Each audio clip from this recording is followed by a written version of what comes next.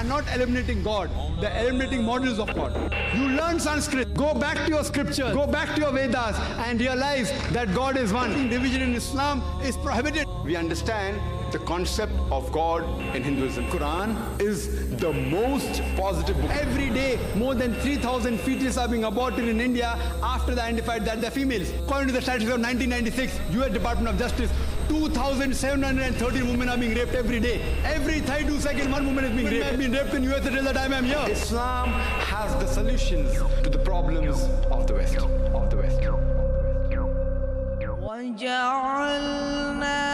The geologists tell us it's due to the folding phenomena which give rise to mountain ranges, and these mountains, they prevent the earth from shaking.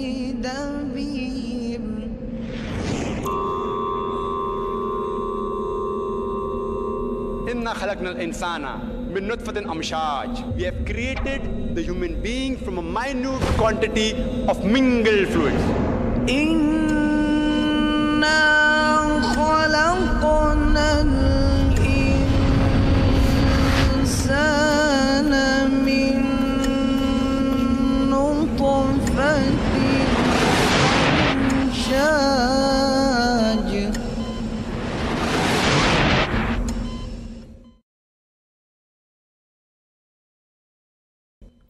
এখন শুরু হচ্ছে আমাদের প্রশ্নোত্তর পর্ব। এই প্রশ্নোত্তর পর্বকে সফল করার জন্য এই অল্প সময়ের মধ্যে সেটা করতে হবে। সেজন্য আমরা এখানে কিছু নিয়মকানুন মেনে চলব। আপনাদের প্রশ্নগুলো হবে আজকের অনুষ্ঠানের বিষয়বস্তুর উপর, কোরআন ও আধুনিক বিজ্ঞান পরস্পর বিরোধী না সামঞ্জস্যপূর্ণ। যেসব প্রশ্ন অপ্রাসঙ্গিক সেগুলির উত্তর দেওয়া হবে না। দয়া করে আপনাদের প্রশ্নগুলো সংক্ষেপ আর সহজ করবেন। প্রশ্ন করার সময়ে আপনারা দয়া করে বক্তৃতা দেবেন না। একবারে আপনারা একটা প্রশ্ন করবেন। দ্বিতীয় প্রশ্ন করতে চাইলে আপনাকে তখন সবার পেছনে দাঁড়াতে হবে। তারপর আপনি আপনার দ্বিতীয় প্রশ্নটা করবেন। এখানে 3টা মাইক আছে, সেগুলো সামনেই আছে। 2টা আমার দুই পাশে, ডান পাশে একটা, বাম পাশে একটা। এই দুটো পুরুষদের জন্য। আর একটা মাইক রয়েছে মাঝখানে, সেখান থেকে মহিলারা প্রশ্ন করবেন। আমাকে বলা হয়েছে যে আলমা লতিফি হলে দর্শকরা ভিডিও স্ক্রিনে অনুষ্ঠানটা দেখছেন। আমি তাদেরকে অনুরোধ করব, যদি তাদের কোনো প্রশ্ন থাকে তারা যেন এখানে আসেন। ভলান্টিয়াররা আপনাদের পাশেই আছেন সাহায্য করার জন্য। প্রত্যেক মাইক থেকে একবারে একটা প্রশ্ন, তারপরের প্রশ্নগুলো ঘুরবে ঘড়ির কাঁটার মতো। প্রথমে মহিলারা, তারপর আমার ডান দিকের মাইক, তারপর আমার বাম দিকের মাইক থেকে, তারপর এভাবে চলবে ঘড়ির কাঁটার মতো। স্লিপে লেখা প্রশ্ন হবে, তারপর স্লিপ পাবেন ভলান্টিয়ারদের কাছে আপনাদের পাশেই। এভাবে আপনারা প্রশ্ন করবেন যখন ডক্টর জাকির নায়েক মাইকে বলা প্রশ্নের উত্তর দেয়া শেষ করবেন। আজকের অনুষ্ঠান আমরা যাতে সফল করতে পারি, আমাদের এই অনুষ্ঠানটি শিক্ষণীয় আর উপভোগ্য করার জন্য আমরা প্রশ্নগুলি পরীক্ষা করে অপ্রাসঙ্গিক প্রশ্নগুলোকে বাদ দিয়ে দেব। আপনারা যাতে আপনাদের প্রশ্নের উত্তর পেয়ে সন্তুষ্ট হতে পারেন বক্তার উত্তর শুনে, দয়া করে আপনারা প্রশ্নটা করার আগে আপনার নাম ও পেশা বলুন, যাতে করে বক্তা আপনার প্রশ্নের উত্তরটা ভালোভাবে আপনাদের সামনে তুলে ধরতে পারেন। এখন আমাদের অনুষ্ঠানের প্রথম প্রশ্ন মহিলাদের মধ্য থেকে। আসসালামু আলাইকুম, আমার নাম কামরুন নাহার। আমি কুয়েতে দারুল কুরআনে চাকরি করি। বর্তমানে আমি অরুশক্তিনগরে আরবি ভাষা শেখাচ্ছি। আমার প্রশ্নটা হলো, পবিত্র কোরআনে উল্লেখ করা আছে যে আল্লাহ সুবহানাহু ওয়া তাআলার কাছে একদিন সমান আমাদের 1000 বছর, আর অন্য এক জায়গায় এই কথাটি বলা হয়েছে যে একদিন সমান 50,000 বছর। কোরআন কি এখানে পরস্পর বিরোধী কথা বলছে না? আপনি কি বলেন? বোন একটা প্রশ্ন করেছেন যে পবিত্র কোরআনে উল্লেখ করা আছে বেশ কিছু জায়গায় যে আল্লাহর কাছে একদিন হলো 1000 বছরের সমান, আরেক জায়গায় লেখা আছে যে আল্লাহর কাছে একদিন হলো 50,000 বছরের সমান। এই কথা কি পরস্পর বিরোধী? বোন, আপনি যে আয়াতের কথা বলেছেন সেগুলো পবিত্র কোরআনে আছে। সূরা আল হাজের 47 নম্বর আয়াতে উল্লেখ করা আছে, আর এছাড়াও সূরা সাজদার 5 নম্বর আয়াতে উল্লেখ করা আছে। বলা হয়েছে যে তোমাদের প্রতিপালকের নিকটে একদিন তোমাদের গণনার সহস্র বছরের সমান। এরপর সূরা মারিজের 4 নম্বর আয়াতে বলা হয়েছে যে আল্লাহ সুবহানাহু ওয়া তাআলার কাছে একদিন এটা আমাদের মানুষদের সময়ের হিসাবে 50,000 বছর। এই দুটো কথাকে কি পরস্পর বিরোধী বলা যায়? আসলে পবিত্র কোরআনের এই আয়াতগুলো যা বোঝাতে চাচ্ছে, একটা ধারণা দিচ্ছে যে আল্লাহ সুবহানাহু ওয়া তাআলার সময়ের সাথে আমাদের পার্থিব সময়কে তুলনা করা যায় না। আমাদের পার্থিব সময় হোক সেটা 1000 বছর বা 50,000 বছর বা লক্ষ লক্ষ বছর, এই পার্থিব সময়টা আল্লাহর কাছে মাত্র একদিন অথবা মাত্র 1 সেকেন্ডের সমান হতে পারে। এখানে আপনাকে একটা ধারণা দেয়া হচ্ছে যে আল্লাহ সুবহানাহু ওয়া তাআলার সময়ের সাথে আমাদের পার্থিব সময়কে তুলনা করা যায় না। তারপরেও যদি আয়াতগুলোর শব্দগত অর্থ ধরেন, সেখানেও একটা ব্যাখ্যা রয়েছে। এই আয়াতগুলোতে যে আরবি শব্দটা ব্যবহার করা হয়েছে সেটা ইয়াম। এই শব্দটা দুটো আলাদা অর্থ আছে। ইয়ামের একটা অর্থ হলো দিন বা সময়কাল, অন্যটা যুগ বা লম্বা সময়। তাই আপনি যদি কোরআনে সূরা সাজদার 5 নম্বর আয়াতটি ভালো মতো পড়েন, বলা হয়েছে যে তিনিই সমুদয় বিষয়সমূহ পরিচালনা করেন, আকাশ হইতে পৃথিবী পর্যন্ত। অতঃপর একদিন সমস্ত কিছুই তাহার সমীপে সমর্থিত হইবে, যেদিনের পরিমাণ হইবে তোমাদের হিসাবে সহস্র বছর। যদি এই শব্দটা সঠিক অনুবাদ করেন, ইয়াম মানে সময়কাল, কথাটা দাঁড়াবে আল্লাহ আকাশ ও পৃথিবীর সব কিছু পরিচালনা করেন, আর সব কিছুই তাহার কাছে যাবে একটি সময়কালে, যে সময়টা তোমাদের হিসাবে 1000 বছর। আর সূরা মাজিরের 4 নম্বর আয়াতে এই কথাটা বলা হয়েছে যে রূহ এবং ফেরেশতা আল্লাহর দিকে ঊর্ধ্বগামী হয় এমন একদিনে যাহার পরিমাণ পার্থিব সময়ের হিসাবে 50,000 বছর। যদি আয়াতটা সঠিক অনুবাদ করেন, ইয়াম মানে সময়কাল, কথাটা দাঁড়াবে যে রূহ এবং ফেরেশতা তারা আল্লাহ সুবহানাহু ওয়া তাআলার কাছে পৌঁছায় একটা সময়কালে যেটা 50,000 বছরের সমান। পবিত্র কোরআন দুটো আলাদা সময়ের কথা বলেছে, তাই এখানে পরস্পর বিরোধী কিছু নেই। যেমন ধরেন আমি বললাম যে আমার এখান থেকে ওয়াশিতে যেতে 1 ঘন্টা সময় লাগবে, এই জায়গা থেকে ওয়াশিতে যেতে আমার সময় লাগবে 1 ঘন্টা। আর তারপর বললাম যে এই জায়গা থেকে শ্রীনগর যেতে আমার সময় লাগবে 50 ঘন্টা। 50 ঘন্টা এটা পরস্পর বিরোধী না, কারণ দুটোই আলাদা সময়কাল। তাই এক আয়াতে কোরআন বলছে যে সময়কালের মধ্যে সমস্ত রূহ এবং ফেরেশতা আল্লাহ সুবহানাহু ওয়া তাআলার দিকে ঊর্ধ্বগামী হয়, সেটা পার্থিব সময়ের হিসাবে 50,000 বছরের সমান। আরেকটা আয়াত বলছে যে সময়কালের মধ্যে সবকিছু আল্লাহ সুবহানাহু ওয়া তাআলার কাছে সমর্থিত হয়, সেটা 1000 বছরের সমান। এটা পরস্পর বিরোধী নয়। আশা করি উত্তরটা পেয়েছেন। আসসালামু আলাইকুম জাকির ভাই, আমার নাম শাকির, মেকানিক্যাল ইঞ্জিনিয়ারিংয়ের ছাত্র। আপনাকে একটা প্রশ্ন করতে চাই যে কিভাবে একজন নাস্তিকের কাছে প্রমাণ করবেন বৈজ্ঞানিকভাবে যে একজন সৃষ্টিকর্তা আছেন? ভাই একটা প্রশ্ন করেছেন যে কি করে আমি বৈজ্ঞানিকভাবে প্রমাণ করব যে একজন সৃষ্টিকর্তা আছেন, আল্লাহ সুবহানাহু ওয়া তাআলা আছেন। বিশেষ করে একজন নাস্তিকের কাছে যে কোনো ঈশ্বরকেই বিশ্বাস করে না, আমি প্রথমেই যে কাজটা করব সেটা হলো আমি সেই নাস্তিককে অভিনন্দন জানাবো। কেন বলতে পারেন? আমাদের আশেপাশে দেখেন, উনি একজন হিন্দু কারণ উনার বাবা হিন্দু, উনি একজন খ্রিস্টান কারণ উনার বাবা খ্রিস্টান, আর উনি হলেন মুসলিম কারণ উনার বাবা ছিলেন মুসলিম। এই নাস্তিক যদিও জন্মের সময় তার একটা ধর্মীয় পরিচয় ছিল, সে কোনো রকম নকল ঈশ্বরে বিশ্বাস করে না। তার বাবা মা যে ঈশ্বরে বিশ্বাস করে তাই সে ঈশ্বরে বিশ্বাস করে না। আমি তাকে অভিনন্দন জানাচ্ছি কারণ সেই নাস্তিক লোকটা শাহাদার প্রথম অংশটা মেনে নিয়েছে। ইসলামিক ধর্মমতের প্রথম অংশ লা ইলাহা, কোথাও কোনো ঈশ্বর নেই। এখন আমি যেটা করব, প্রমাণ করব ইল্লাল্লাহ, আল্লাহ ছাড়া, সেটা আমি করব ইনশাল্লাহ। অন্য মানুষের ক্ষেত্রে আগে ভুল ঈশ্বরের ধারণাটা দূর করতে হবে, আর তারপরে আল্লাহ সুবহানাহু ওয়া তাআলার সঠিক ধারণা দিতে হবে। এখানে আমার অর্ধেক কাজ হয়ে গেছে। সে মেনে নিয়েছে লা ইলাহা, কোনো ঈশ্বর নেই। এবার আমি প্রমাণ করবো ইল্লাল্লাহ, আল্লাহ ছাড়া, সেটা আমি করবো ইনশাল্লাহ। সেই নাস্তিককে প্রশ্ন করেন যে ধরেন কোনো একটা বস্তুটা অপরিচিত হতে পারে, সেটা উঠতে পারে, যেটা পৃথিবীতে কেউ কখনো দেখেনি, পৃথিবীর কোনো মানুষ এই বস্তুটা সম্পর্কে কিছুই জানে না। যদি বস্তুটা আপনার সামনে আনা হয়, যদি প্রশ্ন করা হয় যে বস্তুটা কিভাবে কাজ করে, কোন ব্যক্তি প্রথমে আপনাকে সেটা বলতে পারবে? কোন ব্যক্তি প্রথমে বলতে পারবে? তাকে প্রশ্ন করেন, প্রথমে কোন ব্যক্তি আপনাকে বলতে পারবে এই নতুন বস্তুটা কিভাবে কাজ করে, যেটা পৃথিবীর কোনো মানুষ কখনো দেখেনি? কিছুক্ষণ চিন্তা করার পর সে আপনাকে উত্তর দেবে যে আপনাকে বলতে পারবে বস্তুটা কিভাবে কাজ করে। প্রথম ব্যক্তি হলো সেই বস্তুটা যে সৃষ্টি করেছে। কেউ বলবে প্রস্তুতকারক, বলতে পারে উৎপাদনকারী। যে উত্তরই আসুক, শব্দটা নিয়ে তর্ক করবেন না, মেনে নেন। অর্থটা প্রায় একই, সৃষ্টিকর্তা, পরিচালক, উৎপাদনকারী বা প্রস্তুতকারী। তবে উত্তরটা মনে রাখুন, উত্তরটা আপনার মাথায় রাখুন, তারপর তাকে আবার প্রশ্ন করুন এই বিশ্বজগৎ কিভাবে সৃষ্টি হয়েছে, কিভাবে তৈরি হয়েছে।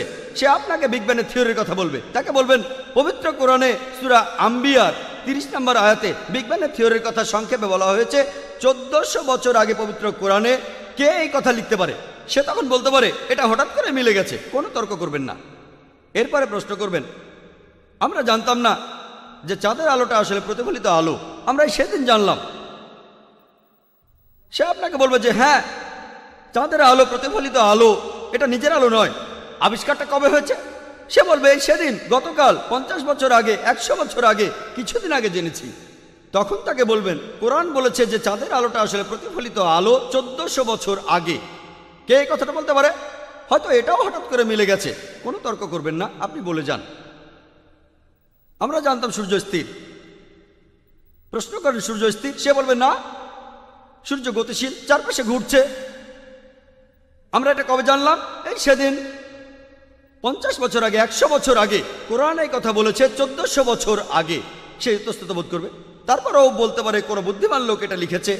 এরপর তর্ক করবেন না, বলে যান বিশ্বজগতের প্রাথমিক অবস্থা কেমন ছিল, সৌরজগতের সব উপাদান।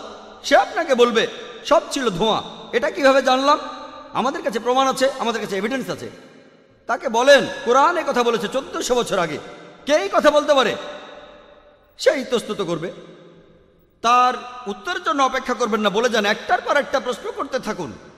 আমি যেভাবে বললাম এভাবে একটার পর একটা প্রশ্ন করে যান যে পানিচক্র এ সম্পর্কে কবে জেনেছি? কোরআন এটা 1400 বছর আগে বলেছে। পৃথিবীর সব জীবজন্তু পানি থেকে সৃষ্টি হয়েছে। এ কথা কে বলতে পারে? কোরআন উদ্ভিদবিদ্যা নিয়েও কথা বলেছে, পুরুষ এবং নারী। কে কথা বলতে পারে? এভাবে একটার পর একটা বলেন আর প্রশ্ন করেন কে কথা লিখতে পারে। এরপর তাকে বলেন একটা থিওরি আছে যার নাম থিওরি অফ প্রবাবিলিটি। ধরুন আপনার সামনে দুটো পথ আছে, তার একটা হলো সঠিক।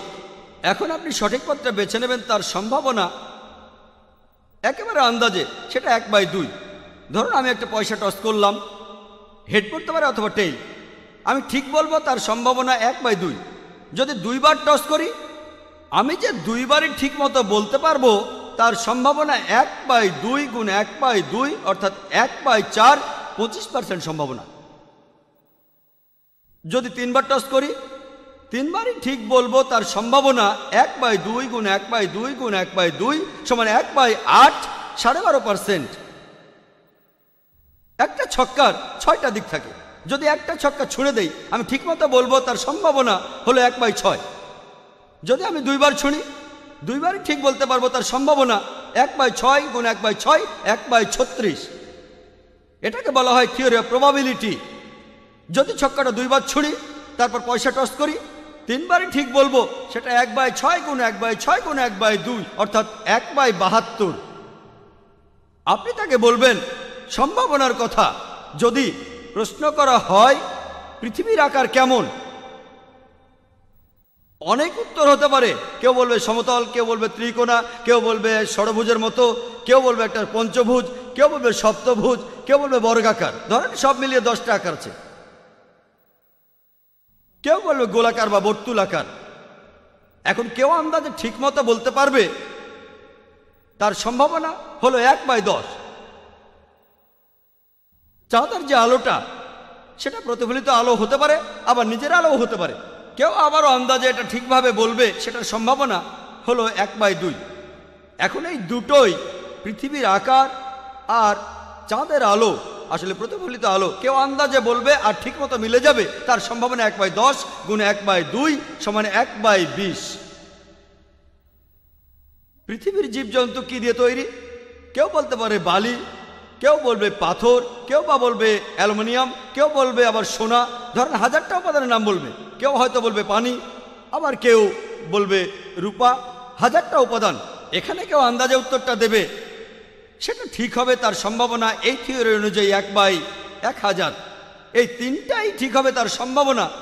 পৃথিবী বর্তুলাকার, চাঁদের আলো প্রতিফলিত আলো, আর সব জীবজন্তু পানি দিয়ে তৈরি, তার সম্ভাবনা সেটা হবে 1/10 গুণ 1/2 গুণ 1/1000। এটা তখন হবে 1/20,000, 0.005%। পবিত্র কোরআনে 1000-এরও বেশি আয়াতে বিজ্ঞান সম্পর্কে বলা হয়েছে। 3টা ক্ষেত্রে এই সম্ভাবনাটা 0.005%। আপনি যদি প্রবাবিলিটি থিওরি দিয়ে সবগুলো আয়াতের কথাকে বিচার করেন, উত্তরটা দাঁড়াবে প্রায় শূন্যের কাছাকাছি। থিওরি অনুযায়ী 1/10⁻50, এটা তখন শূন্যের কাছাকাছি। তখন আপনি সে নাস্তিককে প্রশ্ন করবেন, কে এই কথাগুলো লিখতে পারে? এখানে শুধু একটাই উত্তর দেয়া যায়। প্রথম উত্তরটা সৃষ্টিকর্তা, প্রস্তুতকারক, যিনি সব কিছু তৈরি করেছেন। এই উত্তর ছাড়া এখানে আর কোনো উত্তর নেই। বিজ্ঞান আজকের দিনে যেটা করছে, আসলে বিজ্ঞান ঈশ্বরকে বাতিল করছে না, ঈশ্বরের কিছু ধারণাকে বাতিল করছে। লা ইলাহা ইল্লাল্লাহ, বিজ্ঞান ঈশ্বরকে বাতিল করছে না, কিছু ধারণাকে বাতিল করছে। আশা করি উত্তরটা পেয়েছেন।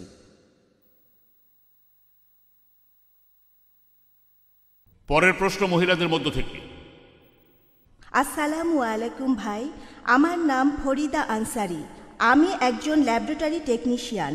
কোরআন বলছে যে আল্লাহ এই মানুষজাতির সৃষ্টিকর্তা। বিজ্ঞান কি এটার সাথে একমত? বোন একটা প্রশ্ন করেছেন। কোরআনে বলা হয়েছে যে আল্লাহ সুবহানাহু ওয়া তাআলা আমাদের মানবজাতির সৃষ্টিকর্তা। বিজ্ঞান কি এটার সাথে একমত? কোরআনে এই কথাটা অনেক জায়গায় বলা হয়েছে। আর শেষ আয়াতটা প্রজনন বিদ্যার স্তরের উপরে, অর্থাৎ সূরা মুমিনুনের 14 নম্বর আয়াতে উল্লেখ করা হয়েছে যে সর্বোত্তম স্রষ্টা কত মহান। বৈজ্ঞানিকভাবে কি প্রমাণ করা যায় যে আল্লাহ আমাদের স্রষ্টা? কোরআন এর উত্তর দিয়েছে। পবিত্র কোরআনে বলা হয়েছে, সূরা তুরের 35 নম্বর আয়াতে উল্লেখ করা হয়েছে। এখানে প্রশ্ন করা হচ্ছে যে তোমরা কি স্রষ্টা ব্যতীত সৃষ্টি হয়েছ? এখানে যে আরবি শব্দটা, স্রষ্টাকে বোঝাতে যে আরবি শব্দটা ব্যবহার করা হয়েছে সেটা খালিক। এটার উৎপত্তি হয়েছে আরবি শব্দ খালাকা থেকে। এই খালাকা শব্দটার 4টা অর্থ আছে। একটা অর্থ হলো একেবারে শূন্য থেকে কোনো কিছু সৃষ্টি করা, অতীতে যার কোনো দৃষ্টান্ত নেই, এটা শুধুমাত্র আল্লাহ তাআলার পক্ষেই সম্ভব। খালাকা শব্দটার দ্বিতীয় অর্থ হলো পৃথিবীতে আছে এমন বস্তু থেকে নতুন কিছু সৃষ্টি করা। খালাকা শব্দটার তৃতীয় অর্থ সেটা হলো প্রোগ্রামিং বা পরিকল্পনা। আর চতুর্থ অর্থটা হলো সহজ করে দেয়া। পবিত্র কোরআন প্রশ্ন করছে, সূরা তুরের 35 নম্বর আয়াতে প্রশ্ন করা হচ্ছে, তোমরা কি স্রষ্টা ছাড়াই সৃষ্টি? খুব স্বাভাবিক যে এখানে উত্তরটা হবে না, মানুষ কোনো স্রষ্টা ছাড়া সৃষ্টি হয়নি। কোরআন এরপর প্রশ্ন করছে, তোমরা নিজেরাই কি স্রষ্টা? আমরা কি সৃষ্টিকর্তা? আমরা ভালো করেই জানি যে মানুষ আরেক মানুষকে সৃষ্টি করতে পারে না। যদি সেটাই করতে পারত তাহলে কেউ মারা গেলে সঙ্গে সঙ্গে বাঁচিয়ে তুলত। যদি তার কোনো আত্মীয় মারা যেত তাকে সঙ্গে সঙ্গে বাঁচিয়ে দিত। মানুষ আসলে জীবজন্তু সৃষ্টি করতে পারে না, এমনকি একটি মাছিকেও না, মানুষ তো দূরের কথা। এছাড়াও শরীরের অঙ্গ প্রত্যঙ্গ তৈরি করতে পারে না। ধরেন বিভিন্ন অঙ্গ প্রত্যঙ্গ যেমন টেস্টি, ওভারি, এগুলোর কারণে বংশবিস্তার হয়। যদি বলেন যে টেস্টিস, ইউটেরাস এদের কারণে বংশবৃদ্ধি হয়, তাহলে আপনাদের পূর্বপুরুষরাও আসবেন, তাদের অঙ্গ প্রত্যঙ্গ, তাদের পূর্বপুরুষ এদেরও অবদান রয়েছে। তাহলে এর উত্তর হবে না। কোরআন এরপরে প্রশ্ন করছে, সূরা ওয়াকিয়ার 58 নম্বর এবং 59 নম্বর আয়াতে প্রশ্ন করা হচ্ছে যে তোমরা কি ভাবিয়া দেখিয়াছ তোমাদের বীর্যপাত সম্বন্ধে? উহা কি তোমরা সৃষ্টি করো না আমি সৃষ্টি করি? আর এটাই স্বাভাবিক। কোরআন এখানে যেসব প্রশ্ন করছে সেগুলোর উত্তর হবে না। কেউ কেউ হয়তো বলবে এটা হঠাৎ করে হয়ে গেছে, আমরা হঠাৎ করে সৃষ্টি হয়েছি, প্রাকৃতিক বস্তু আমরা হঠাৎ করে সৃষ্টি হয়েছি। আসলে আমরা বৈজ্ঞানিকভাবে দেখি আমাদের পক্ষে হঠাৎ সৃষ্টি হওয়া সম্ভব কি না। প্রত্যেক জীবকোষের সবচেয়ে গুরুত্বপূর্ণ উপাদান হলো প্রোটিনের অণু। যে কোনো জীবকোষের সবচেয়ে গুরুত্বপূর্ণ একটা উপাদান। এই প্রোটিনের অণুর মধ্যে 5টা উপাদান থাকে: কার্বন, নাইট্রোজেন, অক্সিজেন, হাইড্রোজেন আর সালফার। এছাড়া একটা অণু তৈরি করতে গেলে হাজার হাজার পরমাণুর প্রয়োজন হয়। এখানে একটা অণুর 5টা উপাদান আছে: কার্বন, নাইট্রোজেন, অক্সিজেন, হাইড্রোজেন এবং সালফার। হাজার হাজার পরমাণু নিয়ে একটি প্রোটিন অণু গঠিত হয়। আর পৃথিবীতে আনুমানিকভাবে 92টি স্বাধীন উপাদান। এখন এই 92টি উপাদানের মধ্যে 5টা মিলে একটি অণু গঠন করবে, আর এটার মধ্যে হাজার হাজার পরমাণু আছে। এগুলো মিলেই তৈরি হবে একটি প্রোটিনের অণু। এটার সম্ভাবনা হিসাব করেছেন ফ্র্যাঙ্ক এলিয়েন। তার মতে এই সম্ভাবনা হলো 1/10⁻160। এই 1/10⁻160 সমান কত জানেন? যদি আমি বলি 1/10⁻2, 10⁻2 মানে 1 0 0 2টা 0, 1/100, এখানে সম্ভাবনা 1%। যদি আমি বলি 1/10⁻3, তার মানে 1/1000, সেটা 0.1%। যদি আমি বলি 1/10⁻4, তার মানে 1/10,000, অর্থাৎ 0.01%। তাহলে যখন হিসাব করবেন 1/10⁻160, তার মানে 0.00000, প্রথমে 157টা 0, তারপর 1। আর অঙ্কের থিওরি বলে যদি কোনো সংখ্যা 1/10⁻50 হয় তখন তাকে শূন্য বলা হয়। এরপরে এখানে বলা হয়েছে মাত্র একটা অণু নিয়ে, আর যে উপাদানগুলো দরকার একটা প্রোটিনের অণু তৈরি করতে সেটার হিসাব করেছেন আরেকজন, চার্লস গাই, যে সেক্ষেত্রে লক্ষ কোটি উপাদানের প্রয়োজন হবে আমাদের গ্যালাক্সির মতো বড়। লক্ষ লক্ষ গ্যালাক্সি প্রয়োজন হবে শুধু একটা প্রোটিনের অণু তৈরি করতে। আর এখানে চার্লস গাই প্রয়োজনের সময়টাও হিসাব করেছিলেন। এখন মাত্র একটা প্রোটিনের অণু তৈরি করতে সময় লাগবে 10⁻263 বছর। এটা কত বড় জানেন? 100,000,263টি শূন্য। এই সময় লাগবে একটা প্রোটিনের অণু তৈরি করতে। আপনারা কি জানেন একটা কোষের মধ্যে কতগুলো প্রোটিনের অণু আছে? আর এছাড়াও কোষের মধ্যে কতগুলো অন্যান্য অণু আছে? আর একজন মানুষের শরীরে কতগুলো কোষ আছে? যখন কোনো শিশু জন্মায় তখন তার শরীরে 600 কোটিরও বেশি কোষ থাকে। ডাক্তাররা এটা বলে থাকেন 600 কোটি। একটা প্রোটিনের অণু তৈরি হওয়ার সম্ভাবনা 1/10⁻160, আর এখানে সময় লাগবে 10⁻263 বছর। তাহলে 600 কোটি কোষ একটা শিশুর জন্য। চিন্তা করেন। আর কতজন মহিলা গর্ভবতী? একই সাথে লক্ষ লক্ষ মহিলা গর্ভবতী। আর সময় লাগে মাত্র 9 মাস। হঠাৎ করে মিলে যাওয়ার সম্ভাবনা 000, কোনো সম্ভাবনাই নেই। এই সৃষ্টি হঠাৎ করে হতে পারে না। অবশ্যই কেউ একজন সবকিছু তৈরি করছেন। বিজ্ঞান আমাদের বলে যে কেউ একজন অবশ্যই আছে, কোনো অতিপ্রাকৃত শক্তি। তাই আমি আগেই বলেছি যে বিজ্ঞান ঈশ্বরকে বাতিল করছে না, ঈশ্বরের কিছু ধারণাকে বাতিল করছে। লা ইলাহা ইল্লাল্লাহ। আশা করি উত্তরটা পেয়েছেন। আসসালামু আলাইকুম, আমার নাম আশফাক, আমি একজন স্টুডেন্ট। আমার প্রশ্নটা হলো, কোরআনে বেশ কিছু জায়গায় বলা আছে যে আকাশমণ্ডলী এবং পৃথিবী তৈরি হয়েছে 6 দিনে, কিন্তু সূরা ফুসিলাতে বলা হয়েছে যে আকাশ এবং পৃথিবী তৈরি হয়েছে 8 দিনে। এই কথাটা কি পরস্পর বিরোধী? এই আয়াতে আরও আছে যে পৃথিবী তৈরি হয়েছে 6 দিনে, আর তারপরে আকাশ তৈরি হয়েছে 2 দিনে। এই কথাটা বিগ ব্যাং থিওরির বিরুদ্ধে। আকাশমণ্ডলী আর পৃথিবী আসলে তৈরি হয়েছে একই সময়। ভাই খুব গুরুত্বপূর্ণ একটা প্রশ্ন করেছেন। কোরআন বলছে আকাশমণ্ডলী ও পৃথিবী 6 দিনে সৃষ্টি হয়েছে, আর সূরা ফুসিলাতে বলছে 8 দিন। এটা কি পরস্পর বিরোধী? আর এটা কি বিগ ব্যাং থিওরির বিপক্ষে যায় কিনা? আমি আপনার সাথে একমত যে কোরআন অনেক জায়গায় বলেছে আকাশমণ্ডলী ও পৃথিবী 6 দিনে সৃষ্টি হয়েছে। অনেক জায়গায় সূরা আরাবের 54 নম্বর আয়াতে এই কথা বলা হয়েছে। তারপর সূরা ইউনূসের 3 নম্বর আয়াতে উল্লেখ করা হয়েছে, সূরা হুদের 7 নম্বর আয়াতে উল্লেখ করা হয়েছে, সূরা ফুরকানের 59 নম্বর আয়াতে কথা বলা হয়েছে, সূরা সাজদার 4 নম্বর আয়াতে কথা বলা হয়েছে, আর সূরা হাদিদের 4 নম্বর আয়াতে কথা বলা হয়েছে। এমনকি অনেক জায়গায় পবিত্র কোরআন বলছে যে আকাশমণ্ডলী আর পৃথিবী তিনি সৃষ্টি করেছেন 6 দিনে। এটা পার্থিব দিন নয়, এটা হলো ইয়াম, খুব লম্বা একটা সময়কাল। এই কথার ব্যাপারে আমার আপত্তি নেই। আর আমি এ ব্যাপারে একমত যে পবিত্র কোরআনে আকাশমণ্ডলী আর পৃথিবীর সৃষ্টির কথা বলা হয়েছে। সূরা ফুসিলাতে আপনি এখানে যে আয়াতের কথা বলছেন সেটা হলো 9 থেকে 12 নম্বর আয়াত। বলা হচ্ছে যে তাহাকে কি অস্বীকার করিবেই যিনি এই পৃথিবী সৃষ্টি করিয়াছেন 2 দিনে? তোমরা কি তাহার সমকক্ষ দাঁড় করাইতেছ? তোমরা কি কাউকে তাহার শরীক করিতেছ? তিনি তো জগৎসমূহের প্রতিপালক। 10 নম্বর আয়াতে আছে তিনি ভূপৃষ্ঠে স্থাপন করিয়াছেন অটল পর্বতমালা এবং পৃথিবীতে খাদ্যের ব্যবস্থা করিয়াছেন 4 দিনে। 11 নম্বর আয়াতে বলা হচ্ছে অতঃপর তিনি আকাশের দিকে মনোনিবেশ করিলেন, যাহা ছিল ধূম্র বিশেষ। অতঃপর তিনি উহাকে এবং পৃথিবীকে বলিলেন, তোমরা উভয়ে আসো ইচ্ছায় অথবা অনিচ্ছায়। উহারা বলিল, আমরা আসিলাম সম্পূর্ণরূপে অনুগত হইয়া। তিনি ইহা করেন 2 দিনে। তাই আপনি যদি পড়েন চিন্তা না করেই 2 + 4 + 2 = 8 দিন। কোরআন এই আয়াতগুলোর শুরুতেই উত্তর দিয়েছে। এখানে বলা হয়েছে যে যারা এর মধ্যে ভুল খুঁজতে যাবে তারা হবে সেই লোকগুলোর সমান যারা অন্য কাউকে আল্লাহর শরীক করে। আল্লাহ সুবহানাহু ওয়া তাআলা জানতেন যে কিছু লোক থাকবে যারা কোরআনের এই আয়াতগুলোর ভুল বের করার চেষ্টা করবে, তারা হবে মুশরিক। আর এখন খ্রিস্টান মিশনারিরা এই আয়াতটা মুসলমানদের বিরুদ্ধে প্রয়োগ করে। যদি আশেপাশে দেখেন, আমি অনেক দেশে গিয়েছি, এই প্রশ্নটা আমাকে শেখানো করা হয়েছিল। খ্রিস্টান মিশনারিরা তারা এই প্রশ্ন করেছে। কোরআন বলেছে আগে থেকেই যে লোকে এই প্রশ্নটা করবে, আর এই লোকগুলো তারা যারা অন্য কাউকে আল্লাহর সাথে শরীক করে।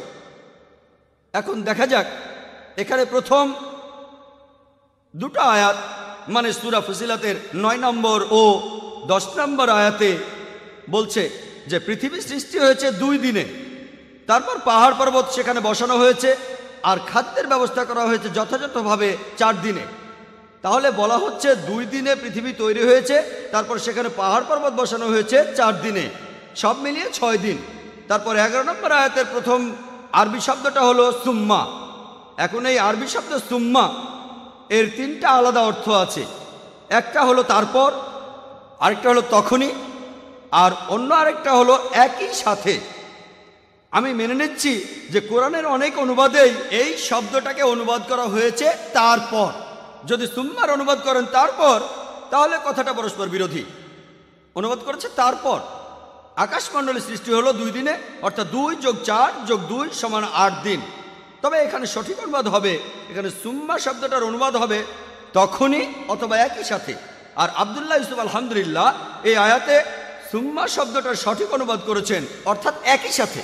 যদি সুম্মার অনুবাদ করেন তখনই বা একই সাথে, এর অর্থ দাঁড়াবে যখন পৃথিবী আর পাহাড় পর্বত 6 দিনে সৃষ্টি হলো, একই সাথে আকাশমণ্ডলী সৃষ্টি হয়েছে 2 দিনে।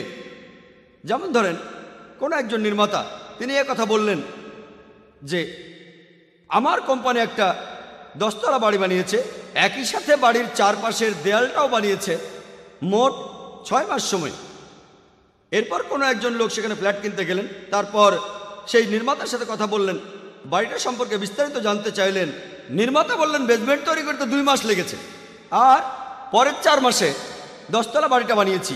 আর যখন আমি বেসমেন্ট আর বাড়িটা বানাচ্ছিলাম, এই কাজের সাথে সাথেই আমি এই বাড়ির চারপাশের দেয়ালটা বানিয়েছি 2 মাসের মধ্যে। এটা সম্ভব, কথাটা পরস্পর বিরোধী নয়। এরপরও মোট সময় 6 মাস। তাহলে একইভাবে সূরা ফুসিলাতের 9 নম্বর থেকে 12 নম্বর আয়াতে বলা হয়েছে যে সময় পৃথিবী আর পাহাড় পর্বত 6 দিনে সৃষ্টি হলো, একই সাথে আকাশমণ্ডলী সৃষ্টি করা হয়েছে 2 দিনে।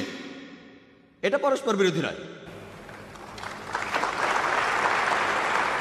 আর একইভাবে যদি অনুবাদ করেন তারপর, কথাটা বিজ্ঞানসম্মত হয় না, কারণ পৃথিবী আগে সৃষ্টি করা হয়েছে, তারপরে পাহাড় পর্বত, এটা পরস্পর বিরোধী। এছাড়াও পবিত্র কোরআনে সূরা বাকারার 29 নম্বর আয়াতে বলা হয়েছে যে আল্লাহ পৃথিবী সৃষ্টি করেছেন সুম্মা, আকাশমণ্ডলী। তবে দুর্ভাগ্যজনকভাবে আব্দুল্লাহ ইউসুফ আলী এখানে সুম্মার অনুবাদ করেছেন তারপর। আর কোরআনে সূরা বাকারার 29 নম্বর আয়াতে তিনি সুম্মা শব্দের অনুবাদ করেছেন তারপর। আল্লাহ পৃথিবী সৃষ্টি করেছেন, তারপরে আকাশমণ্ডলী, তখন এটা পরস্পর বিরোধী। এখানে সুম্মা শব্দটা সঠিক অনুবাদ হবে তখনই বা একই সাথে। যদি অনুবাদ করেন একই সাথে, তাহলে কথাটা পরস্পর বিরোধী নয়। কারণ বিজ্ঞানের থিওরি আমাদের বলে যে আকাশ আর পৃথিবী একই সাথে সৃষ্টি হয়েছে। আর সেজন্যই কোরআনে, পবিত্র কোরআনে অনেক জায়গায় আছে আমি আকাশমণ্ডলী ও পৃথিবী তৈরি করলাম, আরেক জায়গায় বলা হচ্ছে আমি পৃথিবী ও আকাশ তৈরি করলাম। সবশেষে আমি পবিত্র কোরআনে সূরা আম্বিয়া 30 নম্বর আয়াতের কথাটা উল্লেখ করছি। আওয়ালাম ইয়ারাল্লাযীনা কাফারু আন্না সামাওয়াতি ওয়াল আরদা কানাত রাতকান ফাতাকনাহুমা। অবিশ্বাসীরা কি ভাবিয়া দেখে না আকাশমণ্ডলী ও পৃথিবী মিশিয়া ছিল, আমি উভয়কে পৃথক করিলাম।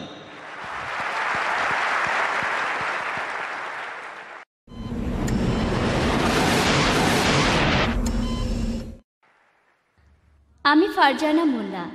আমার প্রশ্নটা হলো মানুষের অর্থাৎ হোমোস্যাপিয়েন্সের বিবর্তন নিয়ে কথা বলছি।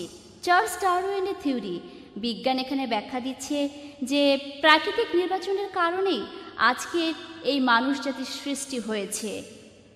এখন ইসলামী বিশ্বাসের সাথে এই মতবাদটা পরস্পর বিরোধী হয়ে যাচ্ছে যে আমরা সবাই আদম আলাইহিস সালামের সন্তান।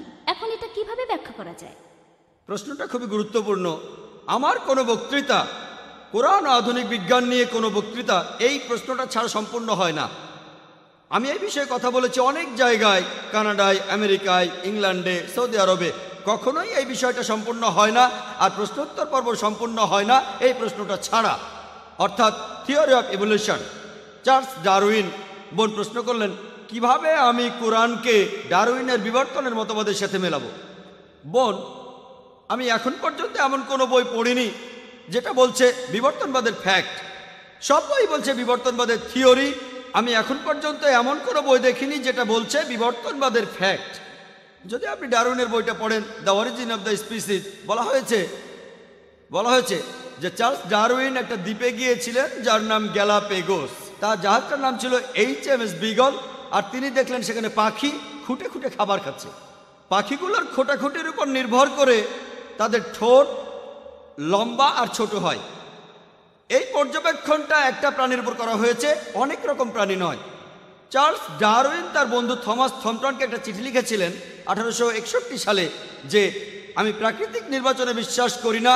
আপনিও এই শব্দটাই বললেন। আমি বিবর্তনবাদের থিওরিতে বিশ্বাস করি না, কারণ আমার কাছে কোনো প্রমাণ নেই। আমি শুধু এই জন্যই বিশ্বাস করছি কারণ এই থিওরির সাহায্যে আমি ব্যাখ্যা করতে পারবো, প্রজনন তত্ত্ব, শরীর তত্ত্ব ইত্যাদি ব্যাখ্যা দিতে পারবো। চার্লস ডারউইন নিজেই বলেছেন এখানে অনেক ফাঁক আছে। তিনিও একমত না, তিনি নিজেই বলেছেন এখানে অনেক ফাঁক আছে। আর দেখবেন ঠাট্টা করে কখনো বলা হয় তুমি যদি ডারউইনের সময় পৃথিবীতে থাকতে থিওরিটা প্রমাণ হয়ে যেত। তাকে ঠাট্টা করে বলা হচ্ছে বাঁদরের মতো দেখতে। আমরাই ঠাট্টা করে থাকি।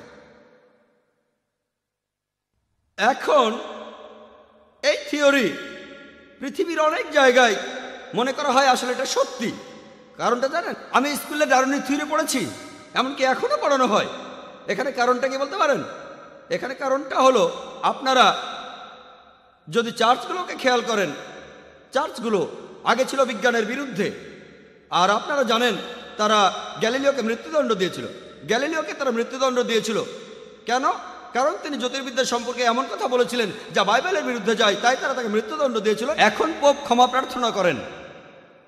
তাই চার্লস ডারউইন যে থিওরির কথা বললেন সেটা যখন বাইবেলের বিরুদ্ধে গেল, বিজ্ঞানীরা তারা এখানে কোনো প্রমাণ দেখতে চাইল না। আমার শত্রুর শত্রু আসলে আমার বন্ধু। তাই সব বিজ্ঞানী, তাদের বেশিরভাগ বিজ্ঞানী এই সমর্থনটা করেছে কারণ বাইবেলের বিরুদ্ধে গেছে, থিওরি সত্যের জন্য নয়। তারা সমর্থন করেছে কারণ এই থিওরিটা বাইবেলের বিরুদ্ধে গেছে। সবগুলো স্টেজের কথা বলা আছে বোন, সবগুলো স্টেজ। লুসি 4 প্রকার হোমিনিড। বিজ্ঞান আমাদের বলে হোমিনিড 4 প্রকার। প্রথমটা হলো লুসি, এটার বৈজ্ঞানিক নাম হলো অস্ট্রালোপিথেকাস, যারা পৃথিবীতে ছিল 35 লক্ষ বছর আগে বরফ যুগে। তারপরে পৃথিবীতে আসলো হোমো হ্যাবিলিস, যারা পৃথিবীতে ছিল 5 লক্ষ বছর আগে। তারপর আসলো নিয়ানডার্থাল ম্যান, যারা ছিল 1 লক্ষ থেকে 40,000 বছর আগে। তারপর আসলো চতুর্থ স্টেজ ক্রো-ম্যাগনন। এইসব স্টেজের সাথে ডারউইনের কোনো সম্পর্ক নেই। পিপি গ্রাসে বলেছেন 1971 সালে, যিনি চেয়ারম্যান ছিলেন ইভলিউশনারি স্টেজ স্টাডিজের প্যারিসে সোজার ইউনিভার্সিটিতে, তিনি বলেছেন এটা একেবারে অসম্ভব। শুধুমাত্র ফসিল দেখে পূর্বপুরুষ বের করা যায় না। আমি আপনাদের এখানে কয়েকশো বিজ্ঞানীর নাম বলতে পারি, নোবেল বিজয়ীদের নাম, যারা ডারউইনের থিওরির বিরুদ্ধে। অনেকেই আপনারা হয়তো জানেন স্যার অ্যালবার্ট জর্জি, যিনি নোবেল পেয়েছিলেন ভিটামিন সি আবিষ্কারের জন্য।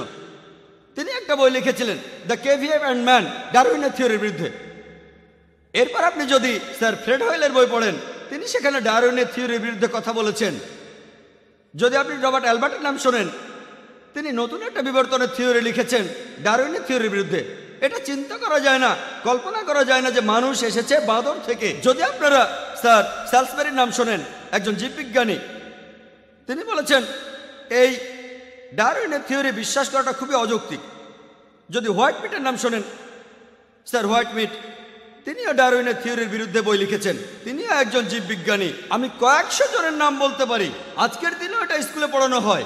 কেন সেটা আমি আগে বলেছি। মিডিয়া তাদের হাতে, এছাড়া এখানে আর কোনো প্রমাণ নেই। এখানে অবশ্যই কিছু প্রমাণ আছে একেবারে নিচু স্তরে, যেমন অ্যামিবা।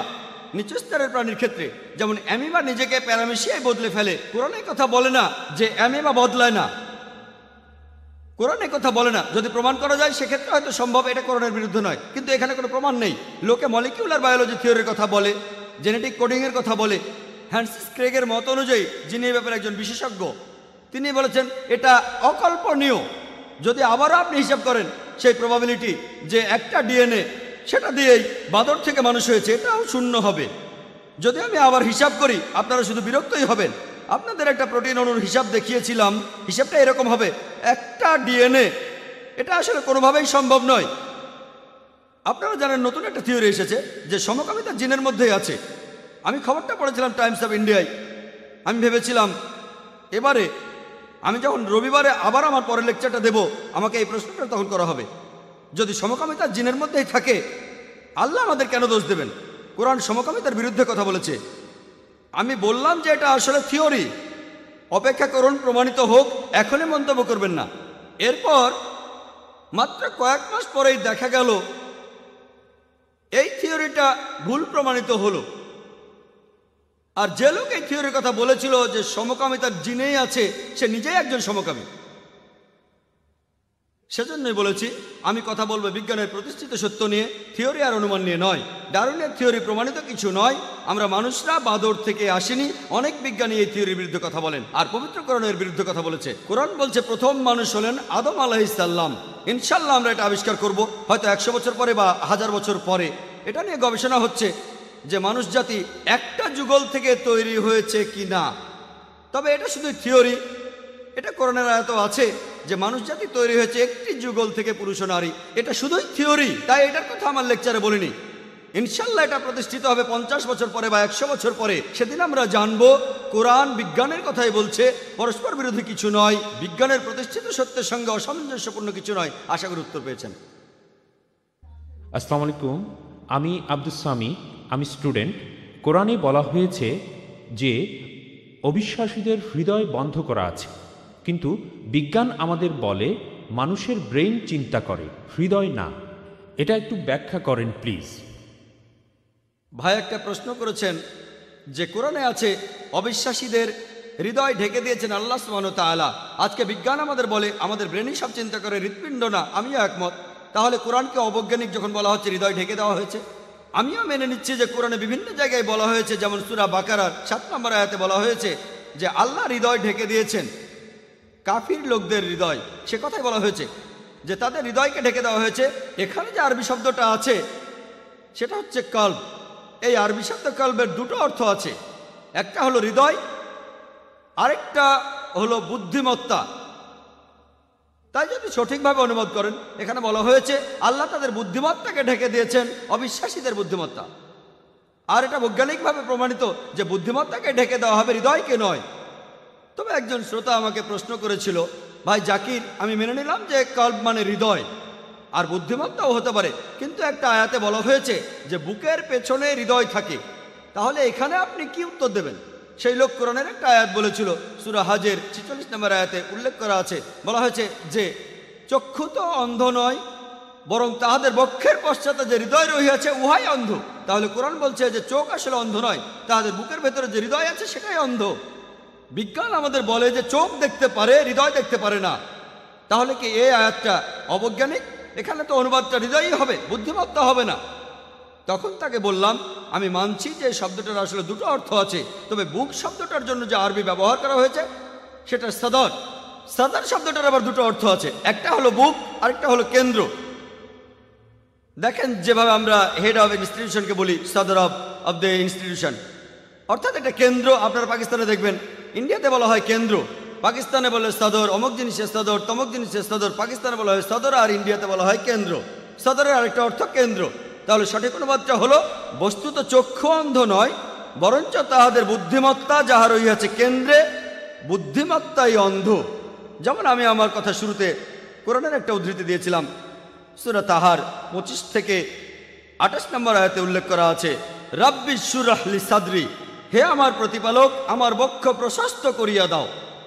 রাব্বি শুরহ লি সাদরি ওয়া ইয়াসির লি আমরি ওয়াহলুল উকদাতাম মিন লিসানি ইয়াফকাহু কাওলি। এই দোয়াটা করেছিলেন মুসা আলাইহিস সালাম যখন আল্লাহ সুবহানাহু ওয়া তাআলা তাকে বললেন তার মানুষদের কাছে আল্লাহর বাণী পৌঁছে দিতে। তিনি আল্লাহকে বললেন, হে আমার প্রতিপালক আমার বক্ষ প্রশস্ত করিয়া দাও। এখানে বক্ষ বা বুক সঠিক অনুবাদ নয়, এখানে বক্ষ আবার কি করবে? এর অর্থ, হে আমার প্রতিপালক আমার কেন্দ্রকে প্রশস্ত করিয়া দাও।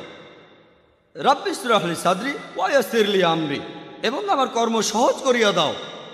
ওয়াহলুল উকদাতাম মিন লিসানি ইয়াফকাহু কাওলি, এবং আমার জিহ্বার জড়তা দূর করিয়া দাও, যাহাতে উহারা আমার কথা বুঝিতে পারে। আপনারা হয়তো জানেন মুসা আলাইহিস সালাম তোতলা ছিলেন, হয়তো এটাও জানেন সৌভাগ্য হোক আর দুর্ভাগ্য হোক, এমনকি আমিও একজন তোতলা। ছোটবেলায় আমিও তোতলা ছিলাম। তাই যে কোনো লেকচারের শুরুতে আর আজকেও লেকচার দেওয়ার আগে আমি দোয়া করেছি আল্লাহ সুবহানাহু ওয়া তাআলার কাছে, রাব্বি শুরহ লি সাদরি, হে আমার প্রতিপালক আমার কেন্দ্রকে প্রশস্ত করিয়া দাও। আমি সাহায্য চাইছি আল্লাহ সুবহানাহু ওয়া তাআলার কাছে, আমার কেন্দ্র প্রশস্ত করো আর আমার মুখের তোতলামি বন্ধ করে দাও। এমনকি এখনো যখন আমি স্টেজে কথা বলি না, আমি তখনও তোতলাই। এখানে আল্লাহ তাআলা আমাকে সাহায্য করছেন। রাব্বি শুরহ লি সাদরি, হে আমার প্রতিপালক আমার কেন্দ্রকে প্রশস্ত করিয়া দাও, আমার কর্ম সহজ করিয়া দাও, আমার জিহ্বার জড়তা দূর করিয়া দাও আমার শ্রোতাদের সাথে আমার, যাতে তারা আমাকে বুঝতে পারে। তাই বৈজ্ঞানিকভাবে আপনারা যদি সূরা হাজের এই আয়াতটা দেখেন, সূরা হাজের 46 নম্বর আয়াত, এখানে বলা হচ্ছে যে তাদের চোখ অন্ধ নয়, আসলে তাদের বুদ্ধিমত্তা যেটা রয়েছে তাদের কেন্দ্রে সেটাই অন্ধ। কারণ তারা অন্ধ নয়, অবিশ্বাসীরা দেখতে পায়। তাদের অন্ধ বলাটা অবৈজ্ঞানিক। পবিত্র কোরআনের সূরা বাকারার 18 নম্বর আয়াতে উল্লেখ করা হয়েছে, বলা হয়েছে যে তারা বধির, মুখ ও অন্ধ, সুতরাং তাহারা নির্দেশিত পথে ফিরিবে না। সুম্মুম বুকমুন উমিউন ফাহুম লা ইয়ারজুন, বধির, মুখ এবং অন্ধ, তাহারা নির্দেশিত পথে ফিরিবে না। এখানে সত্যিকারের বধিরদের কথা বলা হচ্ছে না, বলা হচ্ছে অবিশ্বাসীদের কথা, যারা শুনেও শুনতে পায় না, আল্লাহ তাআলার নিদর্শন দেখেও তারা কোরআন মানতে চায় না। তাই কোরআন অনেক বেশি বৈজ্ঞানিক। কোরআন ঠিকই বলছে তারা দেখতে পায়, তাদের চোখ অন্ধ নয়, বরং তাদের বুদ্ধিমত্তা যেটা আছে তাদের কেন্দ্রে সেটাই অন্ধ।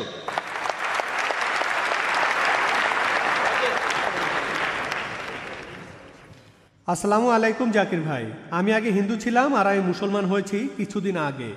আমি আপনাকে এখন যে প্রশ্নটা করতে চাই, যখন কোনো মহিলা তার গর্ভে সন্তান ধারণ করে, ইসলামে গর্ভপাত নিষিদ্ধ, কিন্তু কোনো মহিলার যদি মেডিকেল প্রবলেম থাকে, রক্তশূন্যতায় ভোগে, অথবা কিছুদিন আগে যে সন্তান প্রসব করেছে আর এমন অবস্থায় সবসময় তার জীবনের উপর ঝুঁকি রয়েছে, অমুসলিম ডাক্তাররা বলেন গর্ভপাত করিয়ে ফেলতে, মুসলিম ডাক্তাররা বলেন এটা হারাম, আর যেসব ডাক্তাররা একটু আধুনিক তারা বলেন যে যদি সন্তান 40 দিন গর্ভে থাকে, 40 দিনের আগে গর্ভপাত করা যাবে, 40 দিনের পর করা যাবে না। ইসলামিক কোনো আইনে অনুমতি দেওয়া হয়নি, এটা কি ঠিক নাকি ভুল?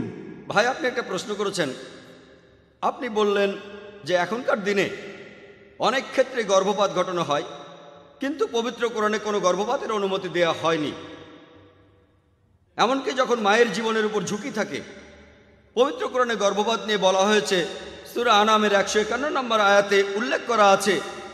এছাড়াও সূরা ইসরার 31 নম্বর আয়াতে উল্লেখ করা আছে, বলা হয়েছে তোমাদের সন্তানকে দারিদ্র্যের ভয়ে হত্যা করিও না, কারণ উহাদিগকে আমিই রিজিক দেই এবং তোমাদিগকেও দেই, নিশ্চয়ই উহাদিগকে হত্যা করা মহাপাপ।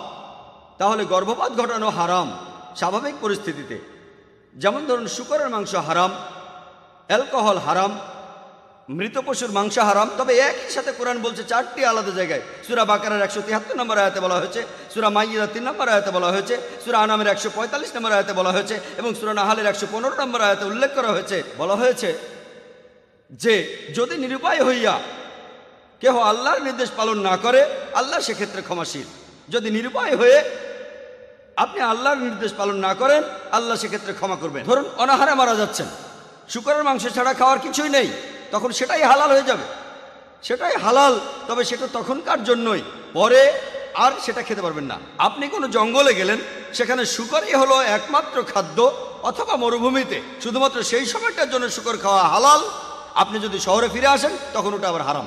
একইভাবে গর্ভপাত, শুধুমাত্র সন্তান চান না এজন্য গর্ভপাত ইসলামে হারাম এবং গুরুতর পাপ, কিন্তু এতে যদি মায়ের জীবনের উপর ঝুঁকি থাকে সেক্ষেত্রে এটার অনুমতি আছে, কারণ ইসলাম ধর্মে সন্তানের জীবনের চাইতে মায়ের জীবন অনেক বেশি মূল্যবান। সন্তান তো এখনো জন্মগ্রহণই করেনি। আমি জানি যে কিছু ব্যক্তি এভাবে বলেন 40 দিনের পর গর্ভপাত করা যাবে না, 40 দিনের আগে এটা করা যাবে। কোরআন এখানে খুবই পরিষ্কারভাবে বলছে যে যদি জীবনের উপর হুমকি আসে, অনিচ্ছাকৃতভাবে যদি আল্লাহ তাআলার নির্দেশ অমান্য করেন, এটা নিষিদ্ধ নয়। যদি ডাক্তার বলে যে আপনার হার্টের সমস্যা আছে আর প্রসব যন্ত্রণায় আপনার হার্টের ক্ষতি হবে, মা তাহলে মারা যাবে, তাহলে সেক্ষেত্রে গর্ভপাত করানো উচিত, কারণ ইসলাম অনুযায়ী আপনি ছোট কোনো ক্ষতি এড়ানোর জন্য বড় ক্ষতি করতে পারেন না। সন্তানের মা একজন পূর্ণবয়স্ক মানুষ, তার জীবন সন্তানের জীবনের চেয়ে দামি। সন্তান তখন নিজে একা একা বাঁচতে পারে না, তাহলে যদি সন্তানের জন্য মায়ের জীবন ঝুঁকির মধ্যে থাকে, ইসলাম অনুযায়ী গর্ভপাত করানো যাবে। যদি কোনো ঝুঁকি না থাকে তাহলে সেটা হারাম। আশা করি উত্তরটা পেয়েছেন। আমার নাম জাবেদ, আমি একজন স্টুডেন্ট। আমি আপনাকে একটা প্রশ্ন করব। পবিত্র কোরআনে এক জায়গায় বলা আছে মানুষ সৃষ্টি হয়েছে শুক্রবিন্দু থেকে, যে কথাটার সাথে আধুনিক বিজ্ঞানও একমত, কিন্তু অন্য আরেক জায়গায় কোরআন বলছে যে মানুষ সৃষ্টি হয়েছে মাটি থেকে। কোরআনের এই কথা কি পরস্পর বিরোধী নাকি বিজ্ঞানের সাথে সামঞ্জস্যপূর্ণ?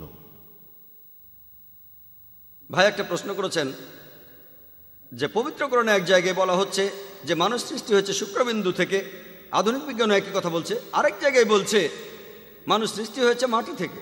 বৈজ্ঞানিকভাবে এই কথাটা কি প্রমাণ করা যায়? আর এই কথাটা কি পরস্পর বিরোধী? এক জায়গায় শুক্রবিন্দু, আরেক জায়গায় বলা হচ্ছে মাটি। পবিত্র কোরআনে বলা হয়েছে, আমি আমার লেকচারও বলেছি যে সূরা কিয়ামত 37 নম্বর আয়াত থেকে 39 নম্বর আয়াত পর্যন্ত বলা হয়েছে যে মানুষ জাতি তৈরি হয়েছে শুক্রবিন্দু থেকে। আর এখনকার বিজ্ঞানও একই কথা বলে। এছাড়াও পবিত্র কোরআনে আছে সূরা হজের 5 নম্বর আয়াতে উল্লেখ করা হয়েছে যে আল্লাহ মানুষ জাতিকে সৃষ্টি করিয়াছেন সামান্য মৃত্তিকা হইতে। আধুনিক বিজ্ঞান আমাদের বলে যে মানুষের শরীরে যে সব উপাদানগুলো রয়েছে সেই উপাদানগুলোর সব কয়টাকে আপনারা খুঁজে পাবেন মাটিতে, মাটির পৃথিবীতে। তাহলে কথাটা যে মানুষ জাতি সৃষ্টি হয়েছে মাটি থেকে বৈজ্ঞানিকভাবে প্রমাণিত। মানুষের শরীরে যে উপাদানগুলো আছে, মানুষের শরীরের গঠনতন্ত্র উপাদান, এই সবগুলো উপাদানই আপনারা খুঁজে পাবেন মাটির পৃথিবীতে। পরিমাণ অল্প বা বেশি হতে পারে। আপনার প্রশ্নের দ্বিতীয় অংশ, এটা কি পরস্পর বিরোধী? যে এক জায়গায় বলছে মানুষ শুক্রবিন্দু থেকে সৃষ্টি হয়েছে, আরেক জায়গায় বলছে মাটি, এটা কি পরস্পর বিরোধী? এখন পরস্পর বিরোধী হলো যখন দুটো বক্তব্য একটি মানলে আরেকটি মিথ্যে হয়ে যায়। দুটোই একসাথে সত্যি হতে পারেন না। এখন কোরআনে শুধু এ কথাই বলে নাই যে মানুষ শুক্রবিন্দু থেকে সৃষ্টি হয়েছে, আরেক জায়গায় বলছে মাটি থেকে। কোরআন আরো বলছে সূরা ফুরকানের 54 নম্বর আয়াতে বলা হয়েছে যে তিনি মানুষকে সৃষ্টি করিয়াছেন পানি থেকে। তাহলে কি তিনটি পরস্পর বিরোধী? এখন আধুনিক বিজ্ঞানে এটা প্রমাণিত যে মানুষ তৈরি হয়েছে মাটি দিয়ে, শুক্রবিন্দু দিয়ে এবং পানি দিয়েও তৈরি হয়েছে। আমি একটা উদাহরণ দিয়ে কথাটা বোঝাই যে আমি বললাম 1 কাপ চা বানাবো, আমার লাগবে পানি। আরেকবার আমি বললাম যে 1 কাপ চা বানাতে আমার লাগবে চা পাতা বা চায়ের গুঁড়ো। এটা পরস্পর বিরোধী না, আমার দুটোই লাগবে। যদি মিষ্টি চা বানাতে চাই তাহলে চিনি দিতে হবে, যদি পানি কম চা বানাই পানি কমিয়ে দুধ বেশি দিতে হবে, আর যদি সুলেমানি চা বানাই তাহলে চায়ে দুধ দেওয়া হবে না। তাহলে এটা কন্ট্রাডিকশন না যে কোরআন বলছে মানুষ সৃষ্টি হয়েছে শুক্রবিন্দু থেকে, মাটি থেকে আর পানি থেকে। এটা হলো আসলে কন্ট্রাডিস্টিংশন। এখন আমাদের জানতে হবে এই শব্দটার মানে কি। কন্ট্রাডিস্টিংশন মানে কোনো বিষয় সম্পর্কে দু তিনটা বক্তব্য যেগুলো একটা আরেকটার সাথে বিরোধিতা করে না। যেমন ধরুন আমি বললাম যে এই ভদ্রলোক তিনি সৎ, তিনি দয়ালু, স্নেহশীল, এটা কন্ট্রাডিস্টিংশন। কিন্তু যদি আমি বলি যে এই ভদ্রলোক সবসময় মিথ্যা কথা বলেন আর সত্যি কথা বলেন, এটা হলো কন্ট্রাডিকশন, কারণ দুটোই উল্টো কথা। যদি সম্পূর্ণ উল্টো কথা না হয় সেটা হবে কন্ট্রাডিস্টিংশন। পরের প্রশ্ন মহিলাদের মধ্য থেকে। আসসালামু আলাইকুম ভাই জাকির, আমার প্রশ্নটা হলো, যখন কোরআন নিজেই বিজ্ঞান সম্পর্কে এত কথা বলছে, তাহলে বিজ্ঞানের ক্ষেত্রে মুসলিমরা এত পিছিয়ে রয়েছে কেন?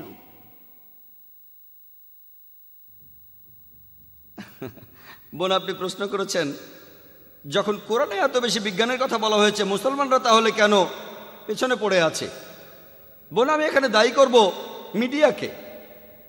আজকের দিনে মিডিয়া এর বেশিরভাগই পশ্চিমাদের হাতে। ইউরোপিয়ানরা মিডিয়া তাদের হাতে, স্যাটেলাইট তাদের হাতে, টেলিভিশন তাদের হাতে, CNN তাদের হাতে, BBC তাদের হাতে, সবই তাদের কবজায়। মিডিয়া এখন তাদের কবজায়। আর আমরা সবাই যে বইগুলো স্কুলে পড়ি, কলেজে যে বইগুলো পড়ি, আপনারা দেখবেন সেখানে অষ্টম থেকে দ্বাদশ শতাব্দীতে এই সময়টা ছিল অন্ধকারের যুগ। কাদের জন্য অন্ধকার? ইউরোপিয়ানদের অন্ধকার যুগ, পুরো পৃথিবী না। আরব এবং মুসলিমরা তখন অনেক বেশি উন্নত ছিল। অষ্টম থেকে দ্বাদশ শতাব্দীতে মুসলিমরা অনেক উন্নত ছিল, ইউরোপিয়ানরা পিছিয়ে ছিল। সেজন্য তারা বলে তখন পৃথিবী ছিল অন্ধকার যুগ। আসলে পৃথিবী অন্ধকার যুগে ছিল না, ইউরোপিয়ানরা অন্ধকারে ছিল। সেই সময়ের সামান্য যন্ত্রপাতি আর বিভিন্ন প্রযুক্তি দিয়ে অষ্টম থেকে দ্বাদশ শতাব্দীতে মুসলিম বিজ্ঞানীরা যে আবিষ্কার করেছেন সেটা অকল্পনীয়। এখন বিজ্ঞান অনেক উন্নত হয়েছে, অনেক আবিষ্কার হচ্ছে। তখনকার দিনের বিভিন্ন রকম সীমাবদ্ধতার মধ্যেও মুসলমান বিজ্ঞানীরা যে কত কিছু আবিষ্কার করেছিলেন সেটা অকল্পনীয়। যেমন ধরুন, আমি আমার লেকচারে বলেছি যে ইবনে নাফিস তিনি রক্ত সঞ্চালন প্রক্রিয়া আবিষ্কার করেন, কিন্তু মেডিকেল বইয়ে আছে, স্কুলের পাঠ্য বইতেও আছে, রক্ত সঞ্চালন প্রক্রিয়া কে আবিষ্কার করেন? William Harvey. সবাই উইলিয়াম হার্ভির নাম জানে, কেউ ইবনে নাফিসের নাম জানে না। ইবনে নাফিস রক্ত সঞ্চালনের কথা বলেছেন 400 বছর আগে। ইউরোপিয়ানরা পরবর্তীতে মুসলিমদের বইগুলো পড়েছে, তারপর সবাইকে বলেছে এটা তাদেরই আবিষ্কার। আপনারা যদি মুসলমানদের আবিষ্কারগুলো দেখেন, যেমন ধরেন আল ইদ্রিসি 1154 সালে তিনি প্রথম ব্যক্তি যিনি পৃথিবীর ম্যাপ আঁকেন, প্রথম পৃথিবীর ম্যাপ, প্রথম। ম্যাথমেটিক্স, মুসলমানরা ম্যাথমেটিক্সে অনেক উন্নত, আমরাই দশমিক পদ্ধতি চালু করেছি। আপনারা তো নম্বরগুলো জানেন, 1 2 3, এগুলো হলো আরবীয় সংখ্যা। এর বাদেও আরেকটা রোমান সংখ্যা আছে। এটাকে আরবীয় সংখ্যা বলা হয় কেন? কারণ আরবরাই এটা আবিষ্কার করেছে। দশমিক সংখ্যা আসলে আরবীয় সংখ্যা। প্রথম যে ব্যক্তি পিথাগোরাসের থিওরিটা প্রমাণ করেন তিনি আলতুসি। আমরা পিথাগোরাসের থিওরি জানি, কিন্তু আলতুসির নাম জানি না। তিনি প্রমাণ করেছেন যে অতিভুজের বর্গ সমান হলো অন্য দুই বাহুর বর্গের যোগফলের সমান। আল বিরুনি তিনি ছিলেন ত্রিকোণমিতির উপর একজন বিখ্যাত গণিতজ্ঞ। এরা সবাই খুবই বিখ্যাত। আল-খিন্দির নাম শুনতে পারেন। আল-খিন্দি ছিলেন একজন দার্শনিক, গণিতজ্ঞ এবং জ্যোতির্বিদ। যখন বিখ্যাত বিজ্ঞানী গ্যালিলিও নিউটন বলছেন পদার্থবিদ্যার সব সূত্রই পরম সূত্র, খিন্দি বলেছেন যে সব সূত্রই হচ্ছে আপেক্ষিক। আর এখন আমরা জানি আপেক্ষিকতাবাদের সূত্র প্রমাণ করেছেন অ্যালবার্ট আইনস্টাইন। কেউ আল-খিন্দির নাম জানে না। তিনি প্রথম ব্যক্তি যিনি আপেক্ষিকতাবাদ এ সম্পর্কে কথা বলেছেন। পরবর্তীতে এই সম্পর্কে গবেষণা করে তিনি আপেক্ষিকতাবাদ সম্পর্কে বলেছেন। কয়জন এই 3 ভাইয়ের নাম জানে? মোহাম্মদ, শাকের আর হাসান। তাদের কথা কয়জন জানে? তারা পৃথিবীর পরিধির কথা বলেছিল লোহিত সাগরের একটা কৌণিক বিন্দু থেকে। তখন মানুষ ভাবত যে পৃথিবী সমতল। কেমিস্ট্রি, মুসলমানরা কেমিস্ট্রিতে অনেক উন্নত ছিল। ইবনে আয়ান, জাবের ইবনে আয়ান, ইউরোপিয়ানরা বলে গেবর। তাই যখন আমরা বইতে পড়ি গেবর, আমরা ভাবি কোনো ইউরোপিয়ান, আসলে মুসলিম। জাবের ইবনে আয়ান, আমরা গেবরকে চিনি, জাবেরকে চিনি না। তিনি প্রথম অ্যালকোহল পরিশোধিত করেন। অ্যালকোহল এসেছে আরবি শব্দ আলগুল থেকে, অর্থাৎ ভূত, খারাপ প্রেতাত্মা। অ্যালকোহল আরবি শব্দ। তিনি কেমিস্ট্রির উপরে 2000 পৃষ্ঠার বই লিখেছেন। মোহাম্মদ জাকারিয়া রাজি তিনি মেডিসিনে বিখ্যাত ছিলেন। তিনি গুটি বসন্ত এবং হামের ব্যাপারে বিখ্যাত চিকিৎসক ছিলেন। তিনি প্রথম পারদ মেশানো মলম ব্যবহার করেন। তিনি শিশুদের রোগের উপর বই লিখেছেন। এমন অনেক মুসলিম বিজ্ঞানী আছেন। আলী ইবনে আব্বাস, তিনি মেডিসিনের উপর 20টা বই লিখেছেন। আলী ইবনে সিনা, পশ্চিমারা বলে আভিসিনা, আভিসিনা শুনে মুসলিম মনে হয় না। আলী ইবনে সিনা মুসলিম, আভিসিনা মুসলিম না। তাকে তখন বলা হতো প্রাচ্যের অ্যারিস্টটল। তিনি একটা বই লিখেছিলেন, কানুন। এই বইটা মেডিসিনের পাঠ্য বই হিসেবে বিভিন্ন জায়গায় পড়ানো হয়েছে 17শ শতাব্দী পর্যন্ত। ইবনে জুহরের নাম কে জানে? তিনি হলেন আলেকজান্দ্রিয়ার পর প্রথম কেউ যিনি প্যারাসাইটোলজি নিয়ে কথা বলেছেন, এইচ মাইটের কথা বলেছেন, পেরিকার্ডাইটিস, তিনি ওটাইটিস মিডিয়ার কথা বলেছেন, ট্র্যাকিওটমি। অনেক চিকিৎসক, আল জাহারি ছিলেন বিখ্যাত ডেন্টিস্ট, একজন সার্জন, এছাড়াও একজন প্রসূতি বিশেষজ্ঞ। তিনি সার্জারির বিভিন্ন রকম যন্ত্রপাতি আবিষ্কার করেন, গাইনোকোলজি আর ডেন্টিস্ট্রির যন্ত্রপাতি। আমরা অনেকেই হয়তো এগুলো জানি, কিন্তু মিডিয়া এখন রয়েছে পশ্চিমাদের হাতে। মুসলিমরা অনেক উন্নত, তবে আপনার কথাটা আমি মানছি, বর্তমানে আজকে মুসলিমরা জ্ঞানে বিজ্ঞানে পিছিয়ে যাচ্ছে। কারণটা জানেন? ইউরোপিয়ানরা এগিয়ে যাচ্ছে। কারণটা জানেন? মুসলিমরা পিছিয়ে যাচ্ছে কারণ তারা পবিত্র কোরআন থেকে দূরে সরে যাচ্ছে। আমরা ধর্ম থেকে অনেক দূরে সরে যাচ্ছি।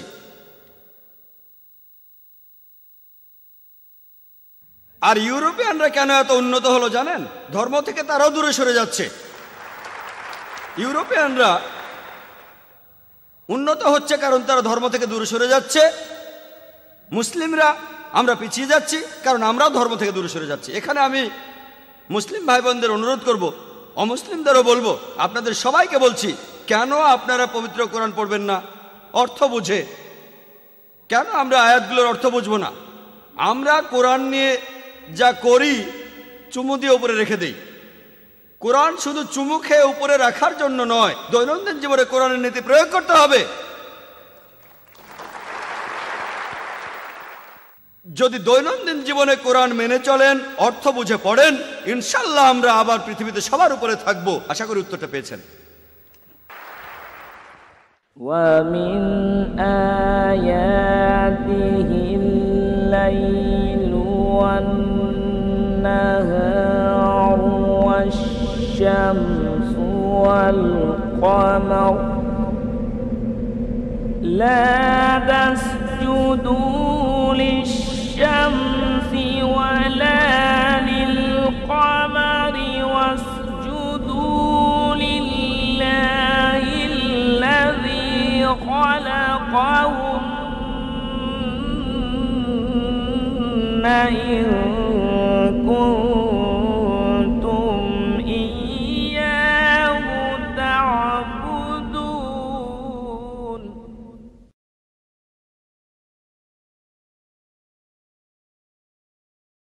Scientists are not eliminating God, they're eliminating models of God. You learn Sanskrit, go back to your scriptures, go back to your Vedas and realize that God is one. Division in Islam is prohibited. We understand the concept of God in Hinduism. Quran is the most positive book. Every day, more than 3,000 fetuses are being aborted in India after they identified that they're females. According to the statistics of 1996, US Department of Justice, 2,713 women are being raped every day. Every 32 seconds, one woman is being raped. I've been raped in US till the time I'm here. Islam has the solutions to the problems of the West.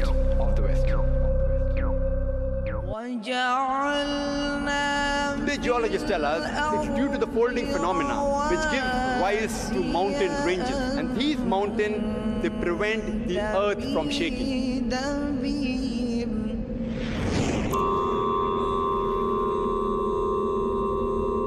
Inna khalaqnal insana min nutfatin amshaj. We have created the human being from a minute quantity of mingled fluids. إِنَّا خَلَقْنَا الْإِنسَانَ مِن نُّطْفَةٍ أَمْشَاجٍ.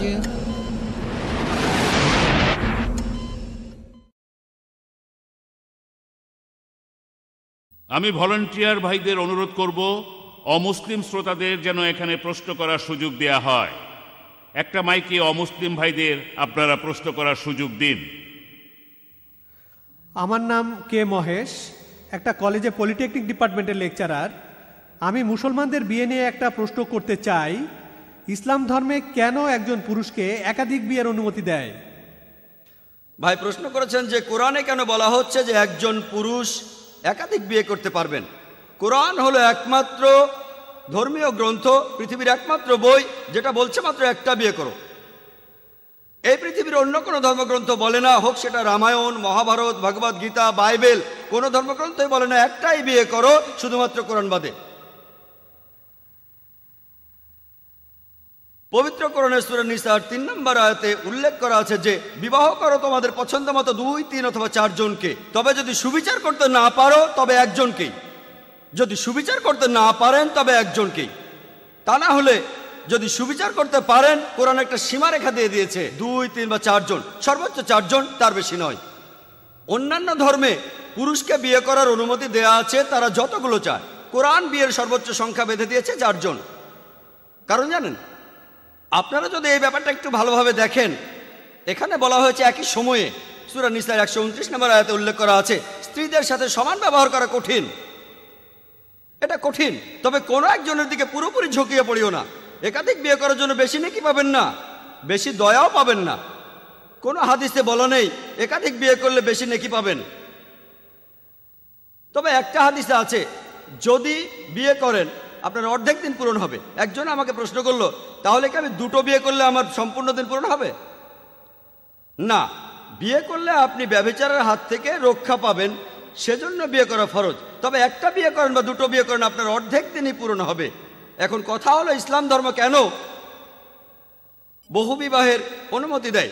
বহুবিবাহের অনুমতি যদি ভালো করে দেখেন, পুরুষ এবং নারীর অনুপাতটি মোটামুটি সমান।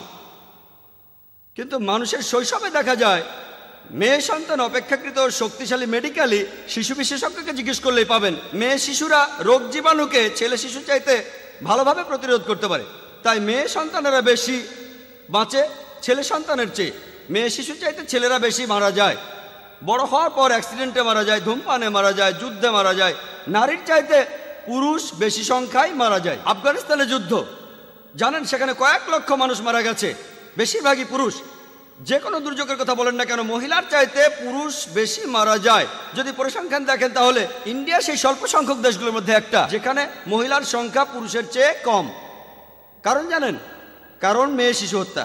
প্রত্যেক দিন 3000-এর বেশি মহিলার গর্ভপাত ঘটানো হয় যখন জানা যায় সন্তানটি মেয়ে। ইন্ডিয়ার প্রতি বছর 10 লক্ষ মহিলার গর্ভপাত ঘটানো হয় যখন জানা যায় সন্তানটি মেয়ে। এটাই কারণ। তা না হলে যদি পরিসংখ্যান দেখেন, আমেরিকায় সেখানে মহিলার সংখ্যা পুরুষের চাইতে প্রায় 78 লক্ষ বেশি। শুধু নিউ ইয়র্কে মহিলার সংখ্যা পুরুষের চাইতে 10 লক্ষ বেশি। আর নিউ ইয়র্কের জনসংখ্যার মধ্যে 1/3 সমকামী, সোডোমাইট, কমেলুত। আমেরিকাতে 2.5 কোটির বেশি মানুষ সমকামী। তার মানে আমেরিকাতে 3 কোটি মহিলা তাদের জন্য কোনো স্বামী পাবে না। আর ইংল্যান্ডে মহিলার সংখ্যা পুরুষের চেয়ে 40 লক্ষ বেশি। শুধু জার্মানিতে মহিলার সংখ্যা 50 লক্ষ বেশি। শুধু রাশিয়াতে 70 লক্ষ বেশি মহিলা। আল্লাহ সুবহানাহু ওয়া তাআলা ভালো জানেন এই পৃথিবীতে পুরুষের চেয়ে মহিলার সংখ্যা কত বেশি। আমি আপনাদের প্রশ্ন করছি যে ধরুন আমার বোন বা আপনার বোন, ধরুন সে আমেরিকায় থাকে, আর সবাই এটা মেনে চলে যে প্রত্যেক পুরুষে একটা বিয়ে করবে। যদি আমেরিকার প্রত্যেক পুরুষ একটা করে বিয়ে করে, তারপরও সেখানে 78 লক্ষ মহিলা বেশি থাকবে। পাশাপাশি যারা সমকামী তারাও বিয়ে করবে না। এখানে আরও 2.5 থেকে 3 কোটি মহিলা তাদের জন্য কোনো স্বামী পাবে না। যদি আমার বোনও সেই দুর্ভাগা মহিলাদের একজন হয় যে বিয়ে করতে পারেনি বা বিয়ে করার কেউ নেই, তখন আমার বোন যেটা করতে পারে সেই পুরুষকে বিয়ে করতে পারে যার স্ত্রী আছে, অথবা হতে পারে জনগণের সম্পত্তি।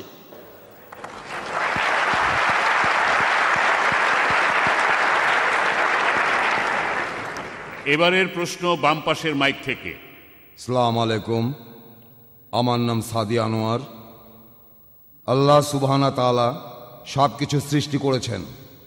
কোনো জায়গায় বলা হয়েছে আমরা সৃষ্টি করলাম, আমরা করলাম এই রকম। বহু বচনে বলা হচ্ছে কেন?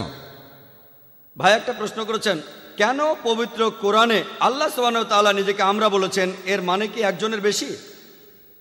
ভাই আরবি ভাষায় আমরা 2 প্রকারের, একটা হলো বহুবচন আরেকটা হলো সম্মানার্থে বলা, রাজকীয় বহুবচন।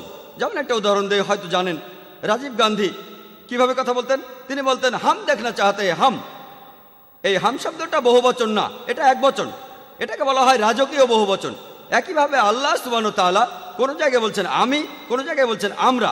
এই আমরা শব্দটা দিয়ে বহুবচন বোঝানো হচ্ছে না, এটা আসলে রাজকীয় বহুবচন, আসলে এটা একবচন। তাহলে যখন বলা হচ্ছে আমরা তোমাদের সৃষ্টি করিলাম, এটা আসলে একবচন আল্লাহ সুবহানাহু ওয়া তাআলা। কোরআনে পরিষ্কার বলা আছে সূরা ইখলাসে 1 নম্বর আয়াতে এই কথা বলা আছে, কুল হুয়াল্লাহু আহাদ, বলো তিনি আল্লাহ এক এবং অদ্বিতীয়। আল্লাহ একজনই, একজনের বেশি নয়। আশা করি উত্তরটা পেয়েছেন। উপস্থিত ভাই বোনদের সবাইকে সালাম জানাচ্ছি।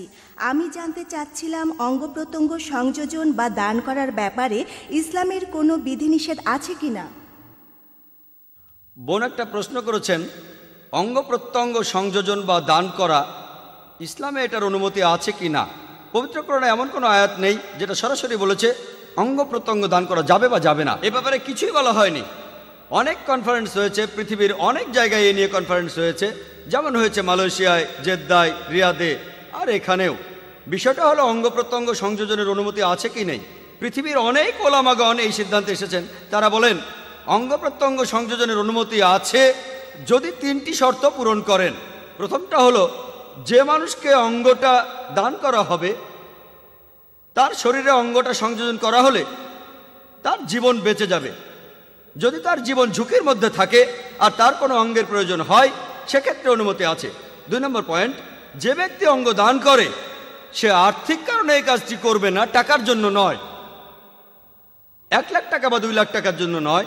3 নম্বর, যে ব্যক্তি অঙ্গ দান করছে এ কারণে যেন সে মারা না যায়।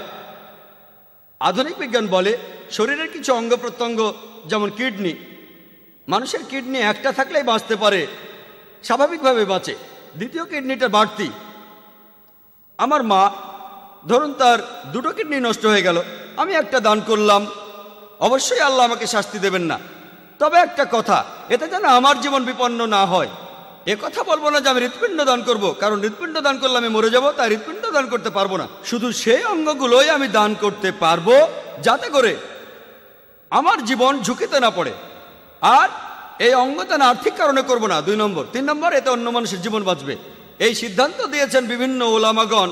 যেসব কনফারেন্স হয়েছে মালয়েশিয়া, রিয়াদ, জেদ্দা আর ইন্ডিয়ার ওলামাগণ কিছুটা নিষ্ক্রিয়। তবে এখন যদি প্রশ্ন করেন ফিকা একাডেমিকে, তারা বলবে এটা করা উচিত না, কিন্তু কারো জীবন বাঁচাতে হলে শেষ উপায় হিসেবে আপনি আপনার শরীরের অঙ্গ দান করতে পারেন। আশা করি উত্তরটা পেয়েছেন।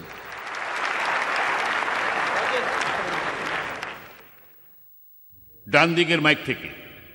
সবাইকে শুভ সন্ধ্যা। আমি একটি কলেজের ছাত্র, আমার নাম হার্স ওয়াগিলা। আমি যে প্রশ্নটা করতে চাই সেটা হলো, কোনো মানুষ যখন মারা যায় মৃতদেহটা তখন কি পোড়ানো উচিত না কবর দেওয়া উচিত?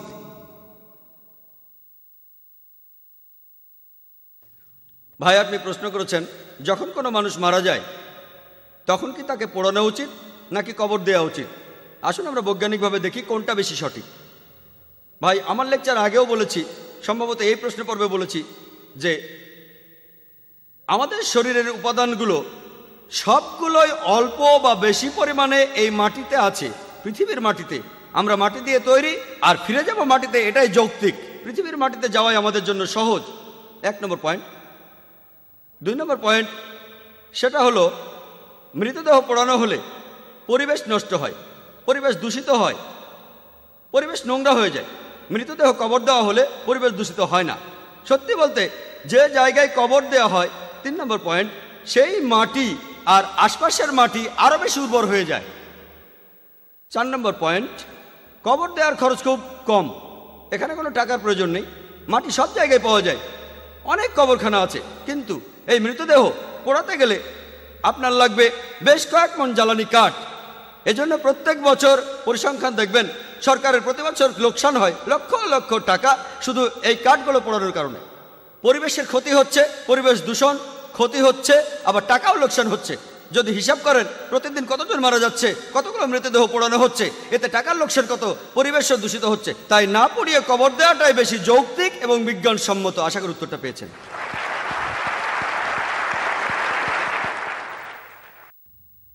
এখানে আর দুইটা প্রশ্নের পরে আমরা স্লিপের প্রশ্ন শুরু করব। এখানে বেশ কয়েকজন মহিলা আমাদের প্রশ্ন লিখে পাঠিয়েছেন, তারা এখানে মাইকের সামনে আসতে চান না। এবারেও আরও কিছু প্রশ্ন আছে। এখন তাহলে কিছু প্রশ্ন স্লিপে যে প্রশ্নগুলো এসেছে আমার কাছে পাঠিয়ে দিতে পারেন। এই প্রশ্নের পরে আর যারা অমুসলিম ভাই আছেন তারা খুব একটা প্রশ্ন করার সুযোগ পাননি, আপনারা মাইক থেকে আপনাদের প্রশ্ন করতে পারেন, না হলে আমি স্লিপ থেকে প্রশ্ন করব। এখন দুইটা প্রশ্ন হয়ে যাওয়ার পর। আসসালামু আলাইকুম, আমার নাম খালেদ, আমি একজন স্টুডেন্ট। কোরআনে উল্লেখ করা আছে সূর্য আর অন্যান্য গ্রহ তাদের নিজস্ব কক্ষপথে ঘুরছে, আর অন্য জায়গায় কিয়ামতের কথা বলতে গিয়ে কোরআন বলছে পৃথিবীর সাথে সূর্যের সংঘর্ষ হবে অনেকটা ঘুরতে ঘুরতে। এই নিজস্ব কক্ষপথে ঘুরতে ঘুরতেই যদি পৃথিবীর সাথে সূর্যের সংঘর্ষটা হয়, এটা কিভাবে সম্ভব? ভাই, আপনি প্রশ্ন করেছেন যে কোরআনে বলা আছে সূর্য আর পৃথিবী প্রদক্ষিণ করছে, আর কোথাও কোথাও বলছে সূর্য পৃথিবী সংঘর্ষ হবে। এ কথাটা কোরআনে বলা আছে। ভাই, আমি আগেও বলেছি পবিত্র কোরআনের বেশ কিছু আয়াতে কিয়ামতের দিনের লক্ষণের কথা বলা হয়েছে। আর আমি নিজেই বলেছি সূরা কিয়ামার 8 নম্বর আয়াত আর 9 নম্বর আয়াতে আছে যে সূর্য আর চন্দ্র একত্রিত করা হবে। কবে? রোজ কিয়ামতের দিনে, আজকে নয়। এখানে কিয়ামতের দিনের নিদর্শনের কথা বলা হচ্ছে, এটা বলা হচ্ছে না যে আজকেই ঘটবে। এখানে যে সূরাটা তার নাম হচ্ছে কিয়ামা, পুনরুত্থানের দিন। অনেক নিদর্শনের কথা আছে যে চাঁদ অন্ধকারে ডুবে যাবে, আকাশের নক্ষত্র খসে পড়বে, সমুদ্রের পানি ফুলে উঠবে ইত্যাদি। এগুলো হলো কিয়ামতের দিনের লক্ষণ। এসব কি ঘটেছে? এখন এসব ঘটেনি, কিন্তু পৃথিবী ধ্বংস হওয়ার আগে এসব অবশ্যই ঘটবে। আশা করি উত্তরটা পেয়েছেন। কোরআনে কোথাও বলেনি যে স্বাভাবিক অবস্থায় এগুলো ঘটবে। এবারের প্রশ্ন বাম দিকের মাইক থেকে। আসসালামু আলাইকুম, উপস্থিত সবাইকে আমার শুভেচ্ছা। আমার নাম কলিম শাহ, ইন্টেরিয়ার ডিজাইনের কাজ করি মুম্বাইতে। কোরআনে প্রজনন তত্ত্ব নিয়ে একেবারে বিস্তারিত বলা হয়েছে।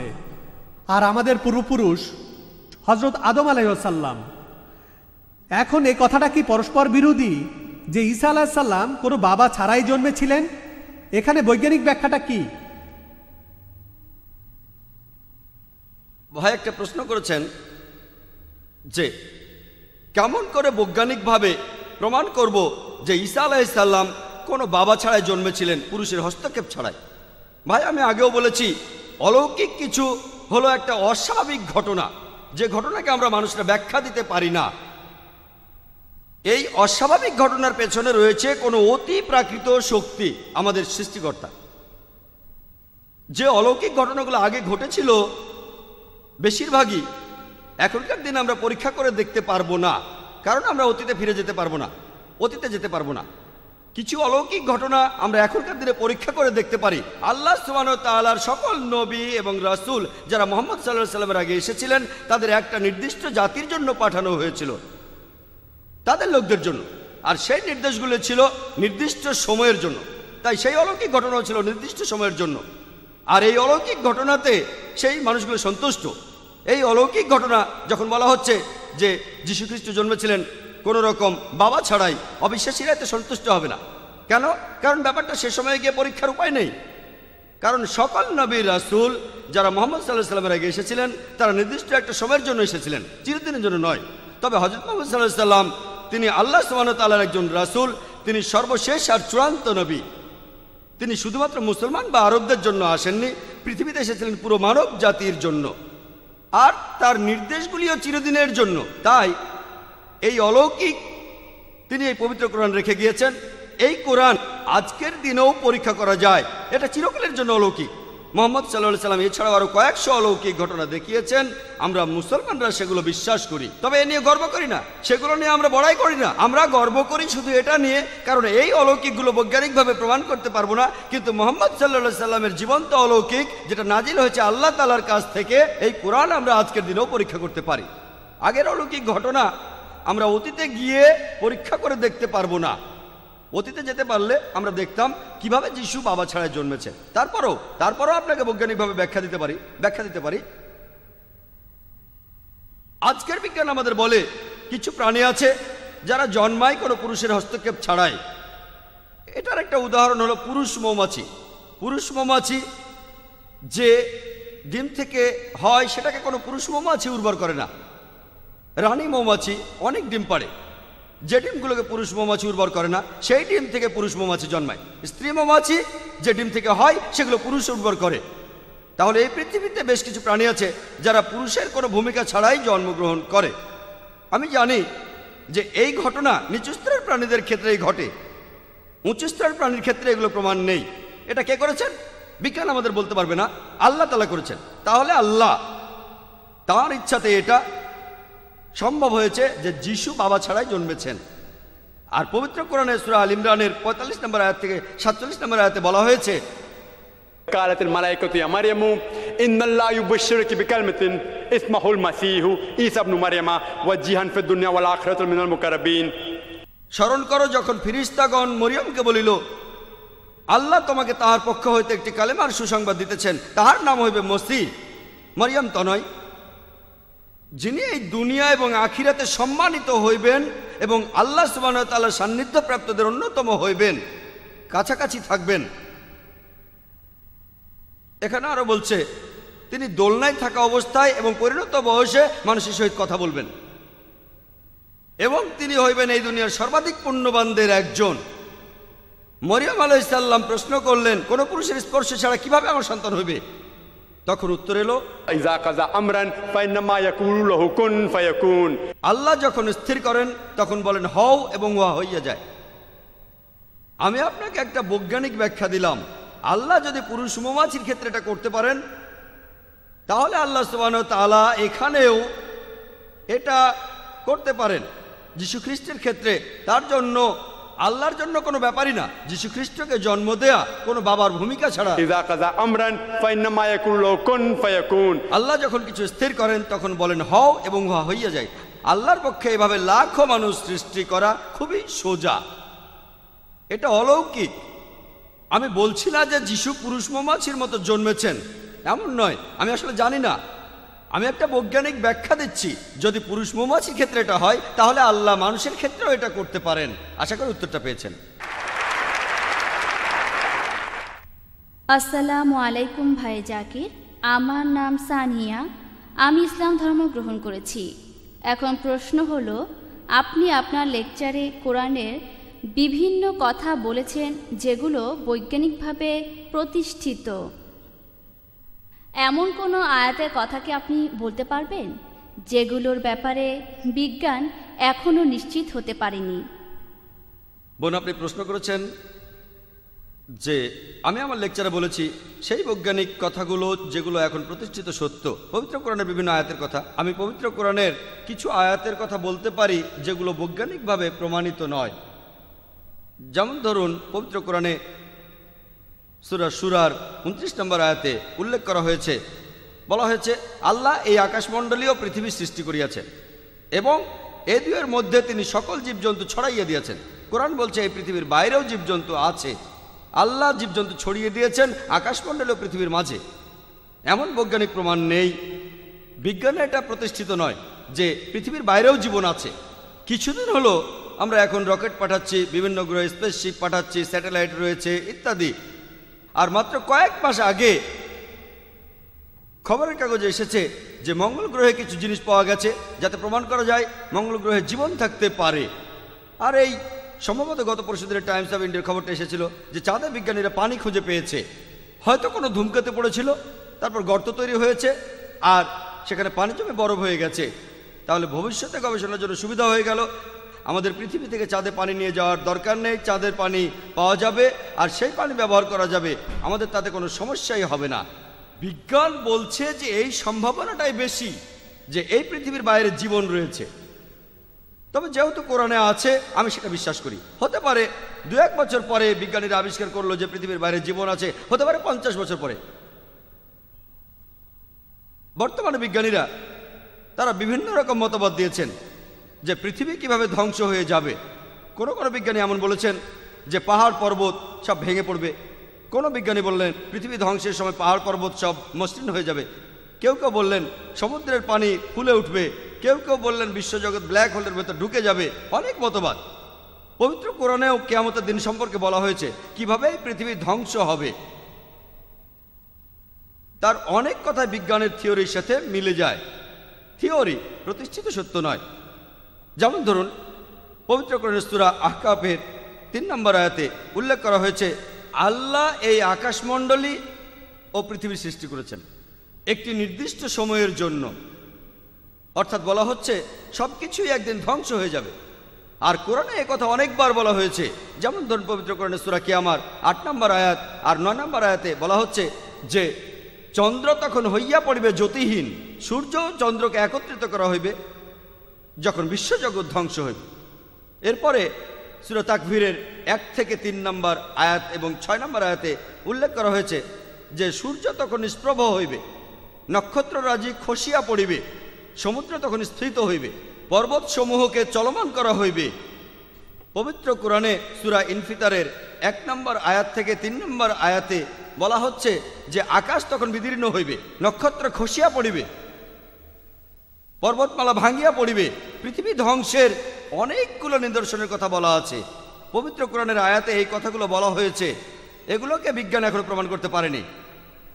যেমন ধরুন পবিত্র কোরআনে আরও আছে সূরা আম্বিয়ার 104 নম্বর আয়াতে উল্লেখ করা হয়েছে সেদিন আকাশমণ্ডলীকে গুটাইয়া ফেলিব, যেভাবে গুটানো হয় লিখিত দপ্তর, যেভাবে আমি প্রথম দিনের সূচনা করিয়াছিলাম সেইভাবে পুনরায় সৃষ্টি করিব। তাহলে কোরআন বলছে যে আবার নতুন করে সবকিছু সৃষ্টি হবে পৃথিবী ধ্বংস হওয়ার পর। বিজ্ঞান এর ব্যাপারে কিছু জানে না। কোরআন বলছে পৃথিবীর প্রথম মানুষ হলেন আদম আলাইহিস সালাম, বিজ্ঞান এটা প্রমাণ করতে পারেনি। কোরআন মানুষের আত্মার কথা বলছে, বিজ্ঞান এখনো প্রমাণ করতে পারেনি মানুষের আত্মা আছে। পবিত্র কোরআন এছাড়াও বলছে জিনের কথা, আত্মার কথা, ফেরেশতার কথা, বিজ্ঞান এটা প্রমাণ করতে পারেনি। কোরআনে মৃত্যুর পর জীবনের কথা আছে, বিজ্ঞানে প্রমাণিত নয়। কোরআন বেহেশত দোজখের কথা বলছে, বিজ্ঞানে প্রমাণিত নয়। কিন্তু আপনারা যদি প্রশ্ন করেন, ভাই জাকির আপনি খুব সুন্দর লেকচার দিলেন, অনেক বৈজ্ঞানিক কথা বললেন, আপনি কি জিনে বিশ্বাস করেন, ফেরেশতায় বিশ্বাস করেন, আত্মায় বিশ্বাস করেন, পরকালের জীবনে বিশ্বাস করেন? এগুলো কি অযৌক্তিক নয়? আমি তখন বলবো না, এগুলো অযৌক্তিক নয়, এগুলো বিশ্বাস করার পেছনে যুক্তি রয়েছে। আমি অন্ধভাবে বিশ্বাস করছি না। পরকালের জীবনে, আত্মায়, বেহেশত আর দোজখে, জিন আর প্রেতাত্মায়, এর পেছনে যুক্তি রয়েছে। আমার যুক্তির ভিত্তি হলো এখানে ধরে নেন যেসব বৈজ্ঞানিক কথা আছে পবিত্র কোরআনে, এই কথাগুলোর মধ্যে আনুমানিকভাবে 80% কথা প্রমাণিত হয়েছে পুরোপুরি সঠিক। পবিত্র কোরআনে যে বৈজ্ঞানিক কথাগুলো আছে তার 80% কথা আধুনিক বিজ্ঞান দিয়ে প্রমাণ করে দেখা গেছে কথাগুলো 100% সঠিক। বাকি 20% কথা প্রমাণিত হয়নি। কোরআনের কোনো কথার 0.001%ও মিথ্যে বলে প্রমাণিত হয়নি। যদি একটি আয়াত মিথ্যে বলে প্রমাণিত হয় কোরআন, তাহলে আল্লাহ তাআলার বাণী নয়। তাহলে এই 20% কথার সত্যতা সম্পর্কে আমরা অনিশ্চিত, আমরা জানি না। এখানে আমার যুক্তি বলে যদি 80% পুরোপুরি সঠিক হয়ে থাকে আর বাকি 20% এখন অনিশ্চিত হয়ে থাকে, যেগুলোর মধ্যে 0.001%ও মিথ্যে প্রমাণিত হয়নি, আমরা এখনো জানি না। আমার যুক্তি বলে যখন 80%ই সঠিক তখন বাকি 20%ও ইনশাআল্লাহ সঠিক হবে। এটা অন্ধবিশ্বাস নয়, যুক্তি দিয়ে বিশ্বাস। এবারে স্লিপ থেকে প্রশ্ন করছি, তারপর মাইক, তারপর আবার স্লিপ, তারপর মাইক। এখন স্লিপের প্রশ্নটা হলো, কোরআনে একটি আয়াতে উল্লেখ করা হয়েছে যে আল্লাহ হলো প্রভু, 2 উদয়াচল আর 2 অস্তাচলে। কোরআনের এই আয়াতের বৈজ্ঞানিক ব্যাখ্যাটা কি হবে?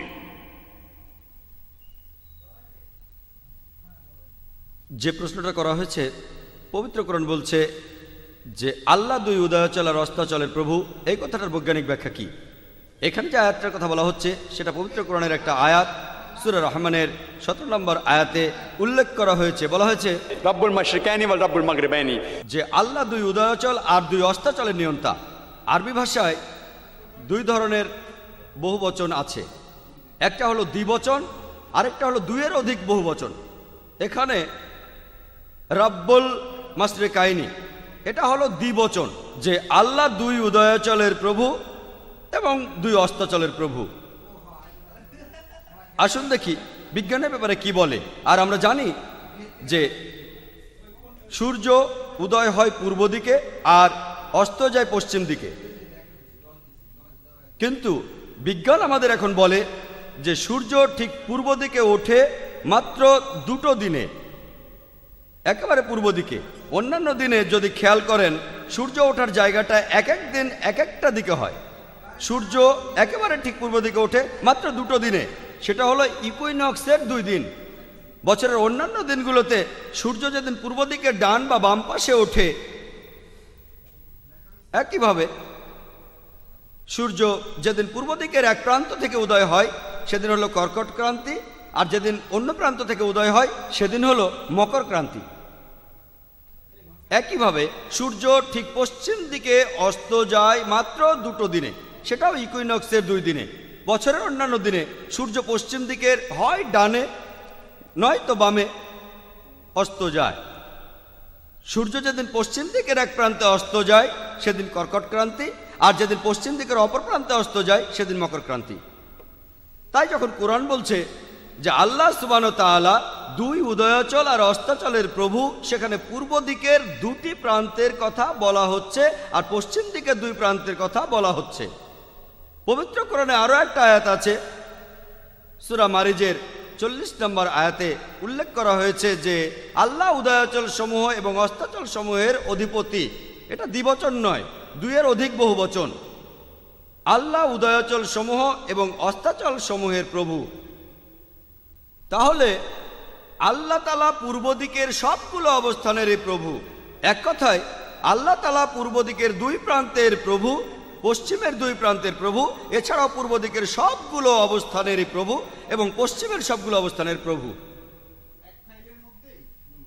পরের প্রশ্ন মহিলাদের মধ্য থেকে। সালাম আলাইকুম ভাই জাকির, আমার নাম মালিকা মোহাম্মদ ইসলাম। আমার প্রশ্নটা হলো, এই কথাটা দিয়ে কোরআন কি বোঝাতে চাচ্ছে যে আল্লাহ আকাশ থেকে আমাদের জন্য লোহা পাঠিয়েছেন? বোন, আপনি প্রশ্ন করেছেন পবিত্র কোরআনের এই আয়াত দিয়ে কি বোঝানো হচ্ছে যে আল্লাহ আমাদের জন্য লোহা পাঠিয়েছেন। আপনি এই পবিত্র কোরআনের যে আয়াতটার কথা বলেছেন সেটা হলো সূরা হাদিদের 25 নম্বর আয়াত। এখানে লোহার কথা বলা হয়েছে। 25 নম্বর আয়াতে বলা হয়েছে যে আল্লাহ মানুষকে লৌহ দিয়েছেন, যাহাতে রহিয়াছে প্রচণ্ড শক্তি এবং রহিয়াছে মানুষের জন্য বহুবিধ কল্যাণ। এখানে যে আরবি শব্দটা ব্যবহার করা হয়েছে সেটা আঞ্জালা, এর অর্থ নিচে পাঠানো। এখন আঞ্জালা শব্দটাকে 2 ভাগে দেখা যায়। একটা হলো আল্লাহ নিচে পাঠিয়েছেন, আল্লাহ প্রকাশ করেছেন। তাহলে আল্লাহ প্রকাশ করেছেন যে লোহা দিয়ে অনেক ধরনের কাজ করা যায়, আর লোহাতে রয়েছে প্রচণ্ড শক্তি, এতে মানুষের জন্য অনেক কল্যাণও রয়েছে। আল্লাহ এটা প্রকাশ করেছেন যে লোহাতে রয়েছে প্রচণ্ড শক্তি আর বহুবিধ কল্যাণ। আমরা এখন জানি যে লোহা হলো প্রকৃতির একটা গুরুত্বপূর্ণ উপাদান। লোহা থেকে ইস্পাত বানায়, আর ইস্পাত আর লোহা দিয়ে বানানো হয় অস্ত্র, যুদ্ধ অস্ত্র, তলোয়ার, বর্ষা, বন্দুক ইত্যাদি। লোহা দিয়ে অনেক প্রয়োজনীয় জিনিসও বানানো হয়, যেমন ব্রিকলেয়ার, ইঞ্জিনিয়ারের বিভিন্ন যন্ত্রপাতি, আর্কিটেক্টের যন্ত্রপাতি, বিভিন্ন রকম ছুরি, কাঁটা, চামচ ইত্যাদি। তাহলে প্রথম অর্থটা ধরলে দাঁড়াবে আল্লাহ প্রকাশ করেছেন যে লোহায় রয়েছে প্রচণ্ড শক্তি আর মানুষের জন্য কল্যাণ। অন্য কথায় যদি আয়াতটার শব্দার্থ ধরেন যে আল্লাহ লোহা পাঠিয়েছেন, আকাশ থেকে নিচে পাঠিয়েছেন, এই আয়াতটা দেখানো হয়েছিল প্রফেসর আর্মস্ট্রংকে। এই সম্পর্কে তার মতামত কি যখন সূরা হাদিদের 25 নম্বর আয়াতে বলা হয়েছে যে আকাশ থেকে লোহা পাঠানো হয়েছে, তখন তিনি বললেন যে এই কিছুদিন আগে বিজ্ঞানীরা এটা জানতে পেরেছেন কিভাবে বিভিন্ন উপাদান এই মহাবিশ্বে তৈরি হয়। আর তারা বলেছেন যে লোহার একটা অণু তৈরি হতে যে পরিমাণ শক্তির প্রয়োজন হয় সেটা এত বিশাল যে এই পুরো সৌরজগতের শক্তিতেও সেটা সম্ভব না। একটা হিসাব করা হয়েছে যে সূর্যের যে শক্তি তার 4 গুণ শক্তি লাগবে লোহার একটা অণু তৈরি করতে। চাঁদের শক্তি লাগবে, নক্ষত্র, সূর্য, আর এর পাশাপাশি গ্রহগুলোর শক্তি, শুধুমাত্র এই সৌরজগতের যাবতীয় শক্তি, চাঁদের শক্তি, সূর্যের শক্তি, এই সব শক্তি একসাথে মিলিয়েও লোহার একটা অণু তৈরি করা যাবে না। বিজ্ঞান এখন আমাদের বলে যে লোহা এসেছে পৃথিবীর বাইরে থেকে, অর্থাৎ কোরআনের এই আয়াতের শব্দগত অর্থ যদি ধরেন যে লোহা এই পৃথিবীতে এসেছে আকাশ থেকে।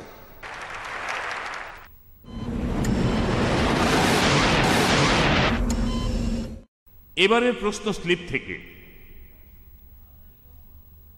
খ্রিস্টপূর্ব 6ষ্ঠ শতকে একজন দার্শনিক বলেছিলেন পৃথিবী নিজ অক্ষের চারপাশে প্রদক্ষিণ করে আর গ্রহগুলো সূর্যের চারপাশে ঘোরে। পবিত্র কোরআনেও ওই একই ধরনের বৈজ্ঞানিক কথা বলা হয়েছে। কিছু লোক বলে যে মুহাম্মদ এখানে সেই দার্শনিকের কথা নকল করেছে। আপনার মন্তব্য কি? যে প্রশ্নটা করা হয়েছে যে খ্রিস্টপূর্ব 6ষ্ঠ শতকে একজন দার্শনিক বলেছিলেন পৃথিবী আর অন্যান্য গ্রহ সূর্যের চারপাশে ঘুরে, হতে পারে আমাদের নবী হযরত মুহাম্মদ সাল্লাল্লাহু আলাইহি সাল্লাম সেখান থেকে নকল করেছিলেন। আমি মেনে নিচ্ছি যে খ্রিস্টপূর্ব 6ষ্ঠ শতকে পিথাগোরিয়ানরা, এই লোকগুলো একটা মতবাদ দিয়েছিল যে পৃথিবী আর অন্যান্য গ্রহগুলো তারা সূর্যের চারপাশে প্রদক্ষিণ করে। কিন্তু যদি বলি যে হযরত মুহাম্মদ সাল্লাল্লাহু আলাইহি সাল্লাম সেই কথাগুলো নকল করেছেন, এটা অযৌক্তিক। কারণ এই লোকগুলো তখন বুঝতে পারেনি যে এই পিথাগোরিয়ানরাই এই মতবাদও দিয়েছিল যে সূর্য হলো এই বিশ্বজগতের কেন্দ্র, সূর্য স্থির আছে, নিজের চারপাশে ঘোরে না, প্রদক্ষিণও করে না। ধরলাম যে হযরত মুহাম্মদ সাল্লাল্লাহু আলাইহি সাল্লাম এটা নকল করেছেন, পৃথিবী আর গ্রহ আবর্তিত হয়, প্রদক্ষিণ করে। আর মুহাম্মদ সাল্লাল্লাহু আলাইহি সাল্লাম এটা নকল করেননি যে সূর্য এই বিশ্বজগতের কেন্দ্র, সূর্য স্থির আছে, আবর্তিত হয় না, প্রদক্ষিণও করে না। এটা অযৌক্তিক। আমি এটা জানি এমন অনেক দার্শনিক রয়েছেন যারা অনেক মতবাদের কথা বলেছেন, অনেক মতবাদ দিয়েছেন, বিভিন্ন বিষয়ে অনেক কথা বলেছেন। তবে যদি ভালো করে দেখেন এইসব দার্শনিকদের বিভিন্ন রকম মতবাদ, তাদের মতবাদের মধ্যে সত্যি কথা আছে, ভুল কথাও আছে। আমরা সাধারণত সত্যি মতবাদগুলো নিয়ে এই কথা বলি, আর তারা যে কিছু ভুল মতবাদ দিয়েছিলেন সেগুলোর কথা আমরা ভুলে যাই। তারা অসাধারণ পণ্ডিত। এই সব দার্শনিকদের মতবাদ আর কোরআনের মধ্যে পার্থক্যটা হলো এই দার্শনিকরা ভেবেচিন্তে অনুমান করেছেন, তার মধ্যে ভুল অনুমানও আছে। কোরআনে আলহামদুলিল্লাহ 1000-এরও বেশি আয়াত বিজ্ঞান নিয়ে কথা বলছে, আর একটা আয়াতও ভুল নেই। পার্থক্যটা হলো কোরআন চ্যালেঞ্জ করছে। যদি বলেন হযরত মুহাম্মদ সাল্লাল্লাহু আলাইহি ওয়াসাল্লাম এই কথাগুলো নকল করেছেন আর ভুল কথাগুলো করেননি, এই দুটোর ক্ষেত্রে এমনটা হতে পারতো, হঠাৎ করেই হয়ে গেছে। কিন্তু যদি বলি 1000টা আয়াতের সবগুলোই পবিত্র কোরআন বিজ্ঞানের কথা বলছে, এগুলোকে নকল বলা অযৌক্তিক, কারণ কোরআনই চ্যালেঞ্জ করছে। আফাল্লা ইয়াতাদাব্বারুনাল কুরআন ওয়ালাউ কানা মিন ইনদি গায়রিল্লাহ লাওয়াজাদু ফী ইখতিলাফান কাসীরা। সূরা নিসার 82 নম্বর আয়াতে উল্লেখ করা হয়েছে, তাহারা কি কোরআন সম্বন্ধে অনুধাবন করে না? ইহা যদি আল্লাহ ব্যতীত কাহার নিকট হতে আসিত, তবে উহাতে অনেক অসঙ্গতি থাকিত। পরের প্রশ্ন ডান দিকের মাইক থেকে। আসসালামু আলাইকুম, আমার নাম ফয়সাল। আপনি কোরআনের এ কথাটা কিভাবে ব্যাখ্যা করবেন যে আল্লাহ সুবহানাহু ওয়া তাআলা হলেন সর্বজ্ঞ, তিনি অতীত, বর্তমান, ভবিষ্যতের সব কিছু জানেন? তাহলে কোরআনের আগে অন্য গ্রন্থ পাঠালেন কেন? শুধু কোরআনকেই পাঠালেন না কেন?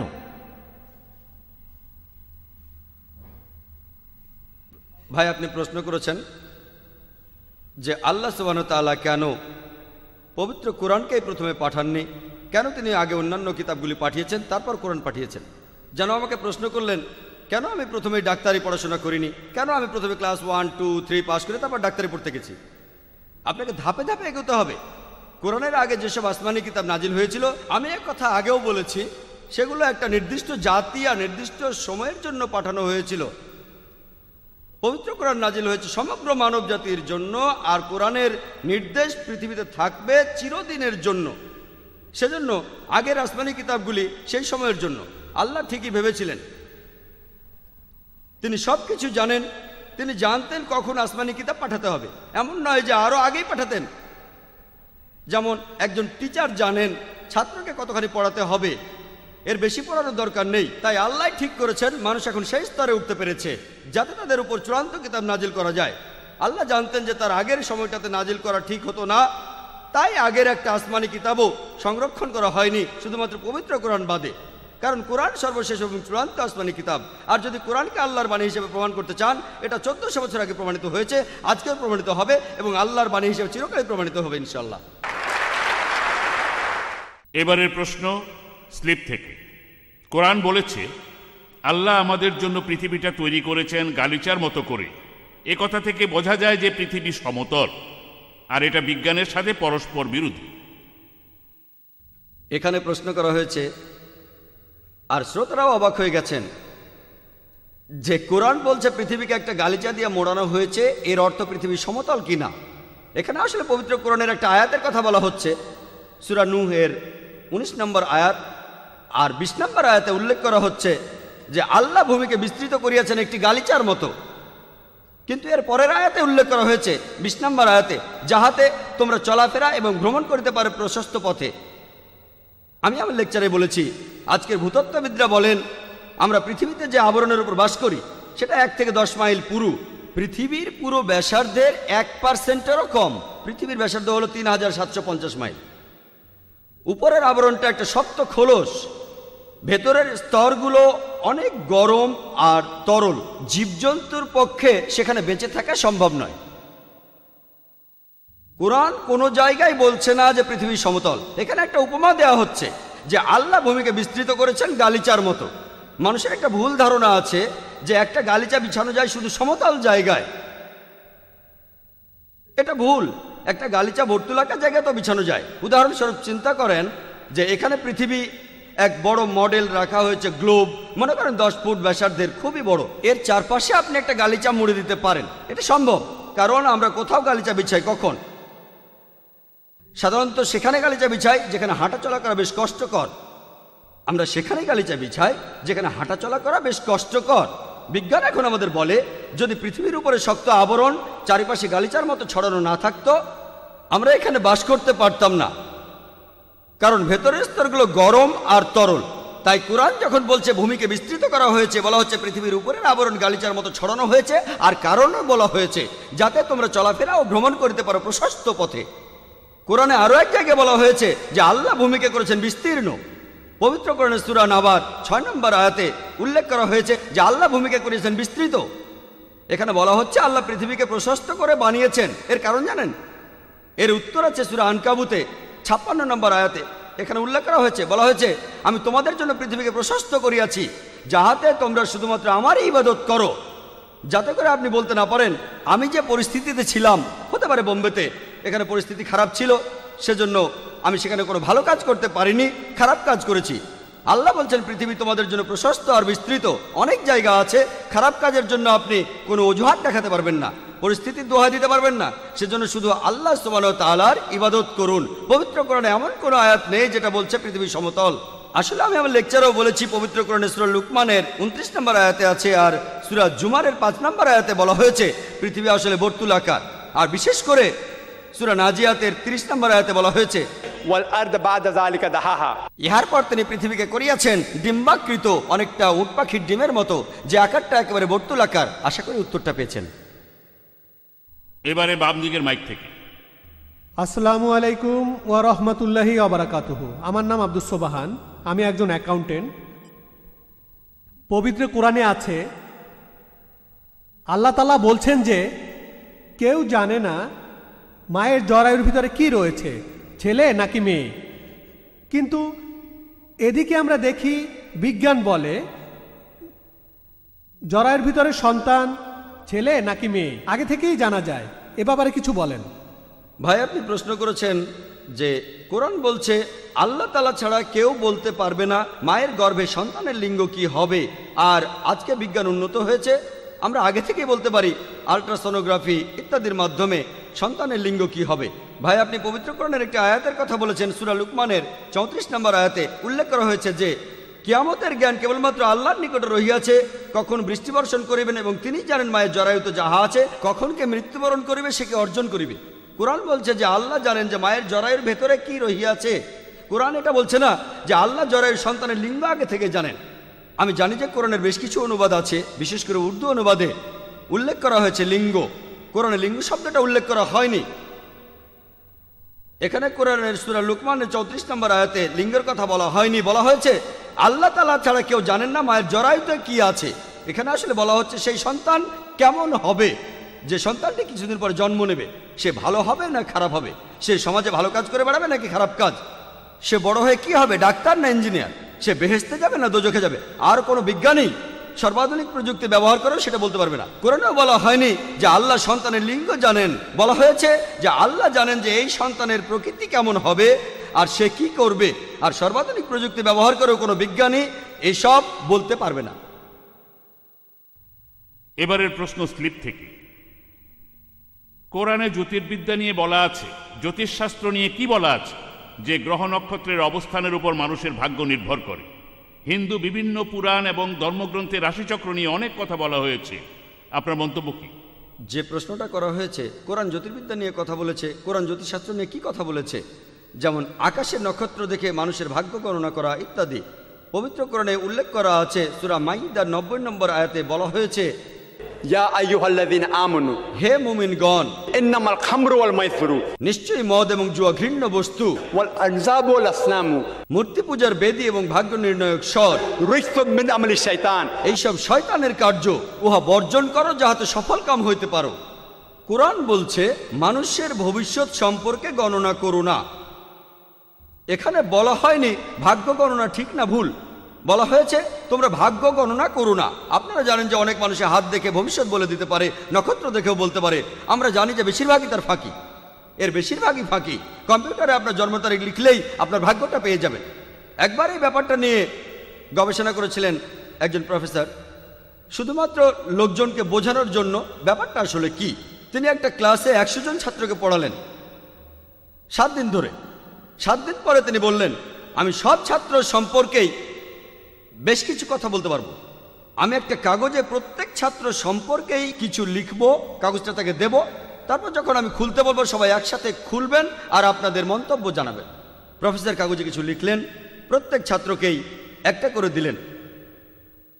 অতীতে সেই ছাত্র কি কি করেছে, এইসব বিভিন্ন রকম কথা। তারপর সব ছাত্র কাগজগুলো খুলল। তারপর কি হলো, সেখানে 90%-এর বেশি ছাত্র বলল প্রফেসরের কথাগুলো 100% ঠিক, আর বাদবাকি 10% বলল 90% ঠিক। এখানে এক্সপেরিমেন্ট ছিল যে এই প্রফেসর আসলে সবার জন্য একই কথা লিখেছেন। আপনারাও জানেন কিছু ব্যাপার, ধরুন আমি বললাম সামনের 6 মাসে আপনার জীবনে ভালো কোনো ঘটনা ঘটবে। যদি কয়েকশো খারাপ ঘটনাও ঘটে, একটা অন্তত ভালো ঘটবে, তাহলে এটা ভবিষ্যৎ গণনা করো না, এটা শুধুমাত্র মানুষকে চমকে দেওয়ার ব্যাপার। বেশিরভাগ মানুষ যারা ভাগ্য গণনায় বিশ্বাস করে তারা কি বলে জানেন, যে অন্য সব লোক যারা ভবিষ্যৎ গণনা করে তারা সবাই মিথ্যে বলে, কিন্তু আমি যে লোকের কাছে যাই সে 100% ঠিক কথা বলে, সবাই কথা বলে। আর ভাগ্য গণনা যারা করে তারা টাকার জন্য করে। কোরআনে কথা বলছে না যে এটা ঠিক না ভুল, কোরআন বলছে তোমরা মানুষের ভবিষ্যৎ গণনা করো না। একথা বলা হচ্ছে না ভবিষ্যৎ আগে থেকে কেউ বলতে পারবে না, শুধু বলছে করো না, এতে তোমাদের ক্ষতি হবে। আশা করি উত্তরটা পেয়েছেন। এবারের প্রশ্নটাও স্লিপে। প্রশ্ন করছেন অ্যাডভোকেট আব্বাসী টাকার নিয়াজি। পৃথিবীতে এখন এইডস ছড়িয়ে পড়েছে, আমরা এই রোগের চিকিৎসা জানি না। কোরআন কি এই রোগের প্রতিকার আর প্রতিরোধ সম্পর্কে কিছু বলেছে? যে প্রশ্নটা করা হয়েছে, এইডস এখন আমাদের জন্য একটা হুমকি, অ্যাকোয়ার্ড ইমিউন ডেফিসিয়েন্সি সিনড্রোম। কোরআন এই সম্পর্কে কি বলছে আপনি হয়তো জানেন যে প্রথম ইন্টারন্যাশনাল এইডস কনফারেন্স যেটা অনুষ্ঠিত হয়েছিল আমাদের বোম্বে শহরেই 1994 সালে হোটেল অপেরা টাওয়ারে, এইডসের প্রথম ইন্টারন্যাশনাল কনফারেন্স। আর ডক্টর মাইকেল মার্সন তিনি সেই অনুষ্ঠানে ছিলেন, হুয়ের প্রতিনিধি, ওয়ার্ল্ড হেলথ অর্গানাইজেশন। সেই সময় তিনি বলেছিলেন এই পৃথিবীতে প্রায় 1,10,00,000 মানুষ এইডসে আক্রান্ত, তার মধ্যে প্রায় 1.6% ইন্ডিয়াতে। এই শতাব্দীর শেষে পৃথিবীতে প্রায় 400 কোটি এইডসে আক্রান্ত হবে, তার 1,10,00,000 থাকবে ইন্ডিয়ায়, 25%-এরও বেশি রোগী হবে ইন্ডিয়ায়। তিনি আরও বলেছিলেন যে 5 বছরের মধ্যে, আগামী 5 বছরে এই রোগের কোনো ঔষধ বের হবে না। কেউ এখনো এই রোগের কোনো ওষুধ বের করতে পারেনি। প্রতিরোধী সেরা উপায়, প্রতিকার নয় প্রতিরোধ। আর এইডস হওয়ার কারণগুলো তিনি বলেছিলেন, একটা হলো সমকামিতা, অন্যটা হলো যৌনাচার, অনিরাপদ যৌনাচার অর্থাৎ ব্যভিচার, তৃতীয়টা হলো সুই ব্যবহার করা, ড্রাগস বা অন্য কারো রক্ত নেওয়ার জন্য, আর চতুর্থ কারণ হলো অ্যালকোহলে আসক্তি। যদি ভালো করে দেখেন কোরআনে সবগুলো ব্যাপারে কথা বলেছে। পবিত্র কোরআনে সূরা আরাফের 80 নম্বর আয়াত ও 81 নম্বর আয়াতে আছে যে আমি লুতকে পাঠাইয়াছিলাম, নবী লুত আলাইহিস সালাম, সে তাহার সম্প্রদায়কে বলিয়াছিল, তোমরা এমন কুকর্ম করিতেছ যাহা তোমাদের পূর্বে কেহ করে নাই। তোমরা কামতৃপ্তির জন্য নারী ছাড়িয়া পুরুষের নিকট গমন করো, তোমরা নিশ্চয়ই সীমা লঙ্ঘনকারীদের সম্প্রদায়। লুত আলাইহিস সালাম বলেছেন, যে তাহার সম্প্রদায়ের লোকেরা সবাই সমকামী ছিল। হয়তো সদম আর গোমরা শহরের গল্পটা আপনারা জানেন, কিভাবে আল্লাহ সুবহানাহু ওয়া তাআলা তাদের উপর ভীষণ বৃষ্টি বর্ষণ করেছিলেন। সমকামিতাকে পবিত্র কোরআন নিষিদ্ধ ঘোষণা করেছে, কিন্তু এখন আমরা দেখি সমকামীরা বিয়েও করতে পারে। খবরটা জানেন? আমি যখন কানাডায় ছিলাম, খবরের কাগজের প্রথম পাতায় দেখেছি এক পুরুষ আর এক পুরুষকে চুমু দিচ্ছে, স্বামী স্ত্রী, লিগালাইজড গে, সমকামিতা বৈধ। সমকামীরা অধিকারের জন্য মিছিল করে, সমকামীদের অধিকার। সান ফ্রান্সিসকোতেও এই ঘটনা দেখেছি। একটা কারণ হলো সমকামিতা, আরেকটা হলো ব্যভিচার। পবিত্র কোরআনের সূরা ইসরার 32 নম্বর আয়াতে উল্লেখ করা আছে, বলা হয়েছে যে তোমরা জিনার নিকটবর্তী হইও না, ইহা শয়তানি এবং শয়তানের অন্য পথগুলো খুলিয়ে দেয়। ব্যভিচারের নিকটবর্তী হইও না। আর আপনারা জানেন আমেরিকাতে একজন মানুষ গড়ে 8 জন মানুষের সাথে যৌন সম্পর্ক করার পর সে একজনের সাথে স্থায়ীভাবে বসবাস শুরু করে। এখানে গড়ে 8 জন, কারো হয়তো 20, কারো 30, কারো 1 জন বা 2 জন, গড়ে 8 জনের সাথে যৌন সম্পর্কের পর একজনের সাথে স্থায়ীভাবে থাকা শুরু করে। আপনারা জানেন এটা সেখানে একদম বৈধ। কোরআন সব সময় ব্যভিচারের বিরুদ্ধে, পুরোপুরি ব্যভিচারের বিরুদ্ধে। আর এইডসের অনেকগুলো কারণের একটা হলো পতিতাবৃত্তি। এদেরকে ডাক্তাররা কি বলে জানেন? CSW। এর অর্থ কি জানেন? Commercial sex workers. আমরা এদের সুন্দর নাম দিয়েছি। আর ডক্টর গিল্ডার মত অনুযায়ী সেই কনফারেন্সে যে বোম্বে শহরে 50% কমার্শিয়াল সেক্স ওয়ার্কার এইডসে আক্রান্ত, এই শতাব্দীর শেষে 90% হবে। ইসলাম ধর্মে পতিতাবৃত্তির কোনো স্থান নেই। আর পতিতালয়ে যারা যায় তাদের বেশিরভাগই, রিপোর্ট বলছে, তাদের বয়স 15 থেকে 24-এর মধ্যে, সবাই তরুণ। আমাদের প্রিয় নবী হযরত মুহাম্মদ সাল্লাল্লাহু আলাইহি সাল্লাম বলেছেন, সহিহ বুখারীতে আছে 7 নম্বর খণ্ড 3 নম্বর অধ্যায় 4 নম্বর হাদিস, তিনি বলেছেন, হে যুবক যুবতীরা, তোমাদের যাহাদের বিবাহ করিবার সামর্থ্য আছে বিবাহ করো, কারণ তাহাতে তোমাদের দৃষ্টিনত হইবে। ইসলাম অনুযায়ী তাড়াতাড়ি বিয়ে করাই ভালো। এতে করে ব্যভিচার বন্ধ হবে, যথেচ্ছ যৌনাচার বন্ধ হবে, এতে করে সমকামিতাও বন্ধ হবে। সেজন্য আমাদের নবী বলেছেন, বিবাহ তোমাদের অর্ধেক দিন পূরণ করবে। একেবারে শেষের কারণটাতে আসি, নেশা জাতীয় দ্রব্যের আসক্তি। এছাড়াও অ্যালকোহলিজম। বেশিরভাগ যারা পতিতালয়ে যায় 90% তারা মদ পান করে, অ্যালকোহলিক। পবিত্র কোরআনে উল্লেখ করা আছে, সূরা মাইদার 90 নম্বর আয়াতে বলা হয়েছে, ইয়া আইয়ুহাল্লাযীনা আমানু, হে মুমিনগণ, ইন্নামাল খামরু ওয়াল মাইসিরু, নিশ্চয়ই মদ এবং জুয়া ঘৃণ্য বস্তু, ওয়াল আনযাবু ওয়াল আসনামু, মূর্তি পূজার বেদী এবং ভাগ্য নির্ণায়ক স্বর, রিজসুম মিন আমালি শাইতান, এইসব শয়তানের কার্য, উহা বর্জন করো যাহাতে সফল কাম হইতে পারো। আজকে মেডিকেল ডাক্তাররা তারা বলেন কাউকে মাতাল বলবেন না, অ্যালকোহলিজম অসুখ, তাদেরকে রোগী মনে করুন। মেডিসিনের বইগুলোতে একটা শব্দ এসেছে অ্যালকোহলিজম। অ্যালকোহলিজম একটা রোগ, মানুষের বিভিন্ন রোগ হয়, টিউবারকুলোসিস অথবা ক্যান্সার। অ্যালকোহলিককে দোষ দেবেন না, এরা রোগী, এটা একটা অসুখ। আমি তাদের বলি, অ্যালকোহলিজম যদি অসুখ হয়, এটা একমাত্র অসুখ যেটা বোতলে বিক্রি হয়। এটা একমাত্র অসুখ যার বিজ্ঞাপন দেয়া হয়, খবরের কাগজে, ম্যাগাজিনে দেয়া হয়, রেডিওতে দেয়া হয়, এমনকি টেলিভিশনেও দেখানো হয়। আমাদের সরকার আইন করেছে যে অ্যালকোহল জাতীয় কোনো পণ্যের কোনো রকম বিজ্ঞাপন দেয়া যাবে না। তারা এখন কি করে জানেন? ব্যাগপাইপার সোডা। কে এই সোডা খাবে? আসল কথা মানুষ জানে এই ব্যাগপাইপার সোডা হলো হুইস্কি, তারপরও ব্যাগপাইপার সোডা। আরেকটা বিজ্ঞাপন, লন্ডন পিরেস বা অন্য কোনো অ্যালকোহল কোম্পানি, গ্লাস, এটা গ্লাসের অ্যাড। যে কোনো সুস্থ মানুষই বুঝবে এটা আসলে অ্যালকোহলের বিজ্ঞাপন। এরা আসলে সরকারকে নিয়ে খেলছে। এই অ্যাডগুলো নিষিদ্ধ না, টেলিভিশনেও দেখবেন। অ্যালকোহলিজম অসুখ হয়ে থাকলে এটাই একমাত্র অসুখ যেটা থেকে সরকারের বেশ কিছু আয় হয়। এটাই একমাত্র অসুখ যেটা বৈধ দোকানে বিক্রি হয়। এটা একমাত্র অসুখ যেটা কোনো জীবাণুর কারণে হয় না। এই অসুখের কারণে দুর্ঘটনা ঘটে মানুষ মারা যায়। এই অসুখের কারণে পরিবার ধ্বংস হয়ে যায়। কোরআন বলছে এটা কোনো অসুখ নয়, বরং বলছে রিজসুম মিন আমালি শাইতান, ইহা শয়তানের কার্য, ফাজতানিবু লাআল্লাকুম তুফলিহুন, উহা বর্জন করো যাহাতে সফল কাম হইতে পারো।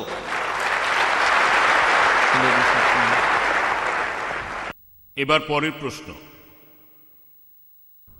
আসসালামু আলাইকুম, ভাই জাকির নায়েক, শিক্ষিত লোকেরা কেন কিয়ামতের দিনে বিশ্বাস করে না যে আল্লাহ একদিন আমাদের সবার বিচার করবেন, যে যারা আল্লাহকে মানে তারা বেহেশতে যাবে আর যারা আল্লাহকে মানে না তারা দোজখে যাবে? ভাই আপনি প্রশ্ন করেছেন যে শিক্ষিত লোকেরা কিয়ামতের দিন বিশ্বাস করে না, শেষ বিচারের দিন আর পরকালের জীবনে বিশ্বাস করে না, তাহলে তাদেরকে যুক্তি আর বিজ্ঞান দিয়ে কিভাবে বোঝাবেন কিয়ামতের দিন, পরকালের জীবন ইত্যাদি? ভাই একটা উপায়, আমি একথা আগেও বলেছি, সেটা হলো কোরআন শরীফের 80% সম্পূর্ণ সঠিকভাবে প্রমাণিত হয়েছে, বাকি 20%-এর কথা আমরা জানি না। আমার যুক্তি বলে এই 20%ও সঠিক হবে। এই উত্তরটা আমি আগেও দিয়েছিলাম। আরেকটা উপায়ে আপনি এই শিক্ষিত লোকদের বোঝাতে পারেন, একটা সহজ প্রশ্ন করবেন, সহজ একটা প্রশ্ন করবেন, চুরি করা ভালো না খারাপ? চুরি করা খারাপ। ভাই বললেন এটা খারাপ। ধর্ষণ ভালো না খারাপ? খারাপ। খারাপ। ভাই বললেন খারাপ। আমি এখন বলবো শিক্ষিত লোকদের প্রশ্ন করব, যারা কিয়ামতে বিশ্বাস করে না, পরকালের জীবনে বিশ্বাস করে না, তাদের বলবো আপনি কি একটা কারণ দেখাতে পারবেন কেন চুরি করা খারাপ? মাত্র একটা। আপনি কি একটা কারণ বলতে পারবেন কেন এটা খারাপ? মানুষ খুব সাধারণভাবে বসবাস করে, তাই তারা বিভিন্ন রকম খারাপ কাজ করে। তারা খারাপ কাজ করে? মানুষ আসলে খুব সাধারণভাবে থাকে, তাই তারা বিভিন্ন রকম খারাপ কাজ করে। আমি কথাটা বুঝলাম না, সে যাই হোক। যদি কাউকে প্রশ্ন করেন কেন চুরি করবেন না, তিনি অনেকগুলো কারণ বলবেন, যে আমি চুরি করলে অন্য মানুষের মনে কষ্ট হবে। এখন আমি বললাম, ধরুন আমি একজন স্মাগলার, ধরুন আমি স্মাগলার, আমাকে প্রমাণ করে দেখান কেন চুরি করা খারাপ। দেখুন অন্য মানুষের ক্ষতি করছি কিনা সেটা দেখার দরকার নেই আমার, আমার কিছুই হবে না যদি চুরি করি। যদি কারো মানিব্যাগ থেকে 1000 টাকা চুরি করি কোনো পথচারীর কাছ থেকে, আমি ভালো রেস্টুরেন্টে যেতে পারবো, আমি সেখানে ডিনার করতে পারবো, লাঞ্চ করতে পারবো, সিনেমা দেখতে পারবো, লাইফটা এনজয় করতে পারবো। কেন খারাপ হবে? কেউ হয়তো বলবে অন্য কারো থেকে চুরি করলে একদিন অন্য কেউ আপনার চুরি করবে, আমার কেউ চুরি করতে পারবে না, আমি একজন মাফিয়া। আমি উদাহরণ দিচ্ছি যে আমি একজন মাফিয়া, আমার সঙ্গে 1000 বডিগার্ড থাকে, সবার হাতে AK-47 আছে, সবার সাথে AK-47 আছে, কেউ আমার ক্ষতি করতে পারবে না, আমি সবার ক্ষতি করতে পারি, আমার সাথে 1000 বডিগার্ড থাকে, কেউ আমার পরিবারের ক্ষতি করতে পারবে না, তাদের পাহারা দেওয়া হয়। এখন আমি আপনাকে বলছি প্রমাণ করে দেখান যে চুরি করাটা খারাপ। একটা কারণ দেখাবেন, দুটো নয়। কেন এটা খারাপ দেখাতে পারলে আমি আর এই কাজ করব না। আমি একজন যুক্তিবাদী মানুষ, বিজ্ঞানে বিশ্বাস করি। আপনি যেটা বলবেন, আমি যুক্তিবাদী মানুষ, বিজ্ঞানে বিশ্বাস করি। আপনি প্রমাণ করে দেখান যে এটা খারাপ। কেউ হয়তো বলবে যে দেখেন এটা মানবতার বিরুদ্ধে। আমি বলবো যে মানবতার এইসব আইন কে বানিয়েছে? কে বানিয়েছে? আমি এসব বিশ্বাস করি না, আমি লাইফ এনজয় করছি।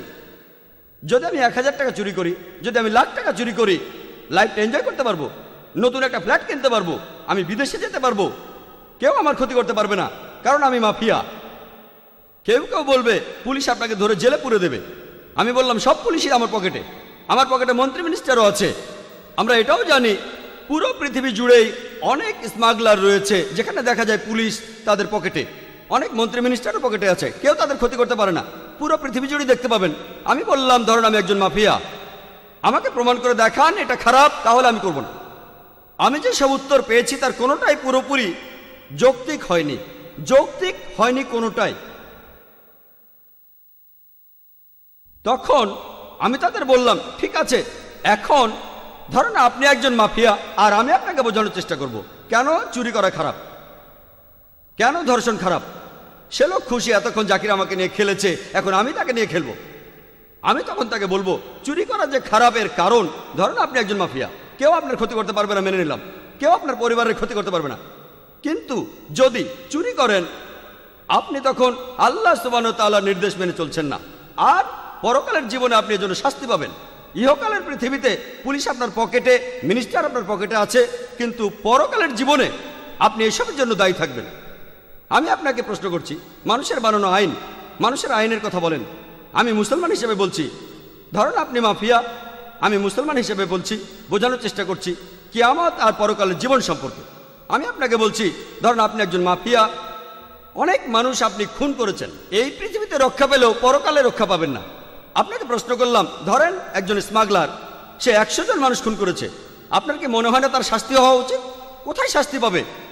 আমরা দেখি অনেক স্মাগলার খুব ধনী, তাদের প্রাসাদ আছে, লাইফ এনজয় করে, আর স্বাভাবিকভাবে তারা মারা যায়। কেউ হয়তো অপঘাতে মারা যায়, অনেকে স্বাভাবিক মারা যায়।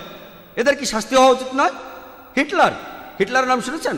হিটলার 60 লক্ষ ইহুদিকে হত্যা করেছিল। সে 60 লক্ষ ইহুদিকে পুড়িয়ে মেরেছিল। আপনারা জানেন? যদি আপনারা বলেন 6 লাখ মেনে নেব, যদি বলেন 6000 সেটাও মেনে নেব। আমি আপনাকে প্রশ্ন করছি, যদি আপনাদের আইন হিটলারকে ধরে তাকে কি শাস্তি দিতে পারে? কোন শাস্তি? সর্বোচ্চ যেটা করতে পারে তাকে মৃত্যুদণ্ড দিতে পারে, তাকে পুড়িয়ে মারতে পারে।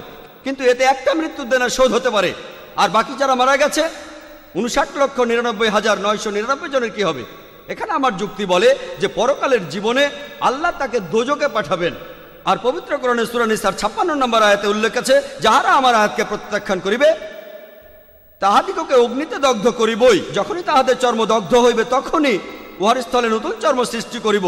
আল্লাহ যদি চান তিনি এই হিটলারকে 60 লক্ষ বার পোড়াতে পারেন, এমনকি তিনি এই হিটলারকে 1,20,00,000 বার পোড়াতে পারেন। সেজন্য পরকালের জীবন না থাকলে পৃথিবীতে ন্যায় নীতি বলে কিছুই থাকবে না। তাহলে ধর্ষণ কেন খারাপ? কারণ যদি এই পৃথিবীতে রক্ষা পেয়েও যান, আপনি পরকালে শাস্তি পাবেন। আশা করি উত্তরটা পেয়েছেন। এবারের প্রশ্ন মহিলাদের মধ্য থেকে। আসসালামু আলাইকুম। কোরআন এ ব্যাপারে কি বলে যে কৃত্রিম উপায়ে গর্ভধারণ আর টেস্ট টিউব বেবি সম্পর্কে? বোন, আপনি এখানে কৃত্রিম উপায়ে গর্ভধারণ আর টেস্ট টিউব নিয়ে কিছু জানতে চেয়েছেন। ইসলাম ধর্মে এসবের অনুমতি আছে কি না? বোন, কৃত্রিম উপায়ে গর্ভধারণ আসলে দুই রকমের, একটা হোমোজেনাস আর একটা হেটারোজেনাস। হোমোজেনাস মানে যে শুক্রাণু ব্যবহার করা হয় আর যে ডিম্বাণু, সেগুলো হলো স্বামী স্ত্রীর। হতে পারে স্বামী অথবা স্ত্রীর কারো মেডিকেল সমস্যা আছে, তখন যদি তারা হোমোজেনাস পদ্ধতিতে কৃত্রিম উপায়ে গর্ভধারণ করে, ইসলামে এটার অনুমতি আছে। কিন্তু হেটারোজেনাস কৃত্রিম উপায়ে গর্ভধারণ, যেখানে আপনি স্পার্ম নিচ্ছেন কোন স্পার্ম ব্যাংক থেকে, এটা সম্পূর্ণ হারাম। যেরকম ব্লাড ব্যাংক আছে আজকের দিনে, সেরকম স্পার্ম ব্যাংকও আছে। আপনি স্পার্ম ব্যাংকে যেতে পারেন না আর একটা স্পার্ম নিয়ে গর্ভধারণ করতে পারেন না, এটা হারাম। তাহলে হোমোজেনাস কৃত্রিম গর্ভধারণের অনুমতি আছে, হেটারোজেনাসের অনুমতি নেই। একইভাবে টেস্ট টিউব বেবির ক্ষেত্রে বলি, যদি সেটা স্বামী স্ত্রীর হয় এটার অনুমতি আছে, যদি স্বামী এবং স্ত্রী না হয় সেটার অনুমতি নেই। এটা ব্যভিচারের মতো একটা অন্যায়। আশা করি উত্তরটা পেয়েছেন। وَمِنْ آيَاتِهِ اللَّيْلُ وَالنَّهَارُ وَالشَّمْسُ وَالْقَمَرُ لَا تَسْجُدُوا لِلشَّمْسِ وَلَا لِلْقَمَرِ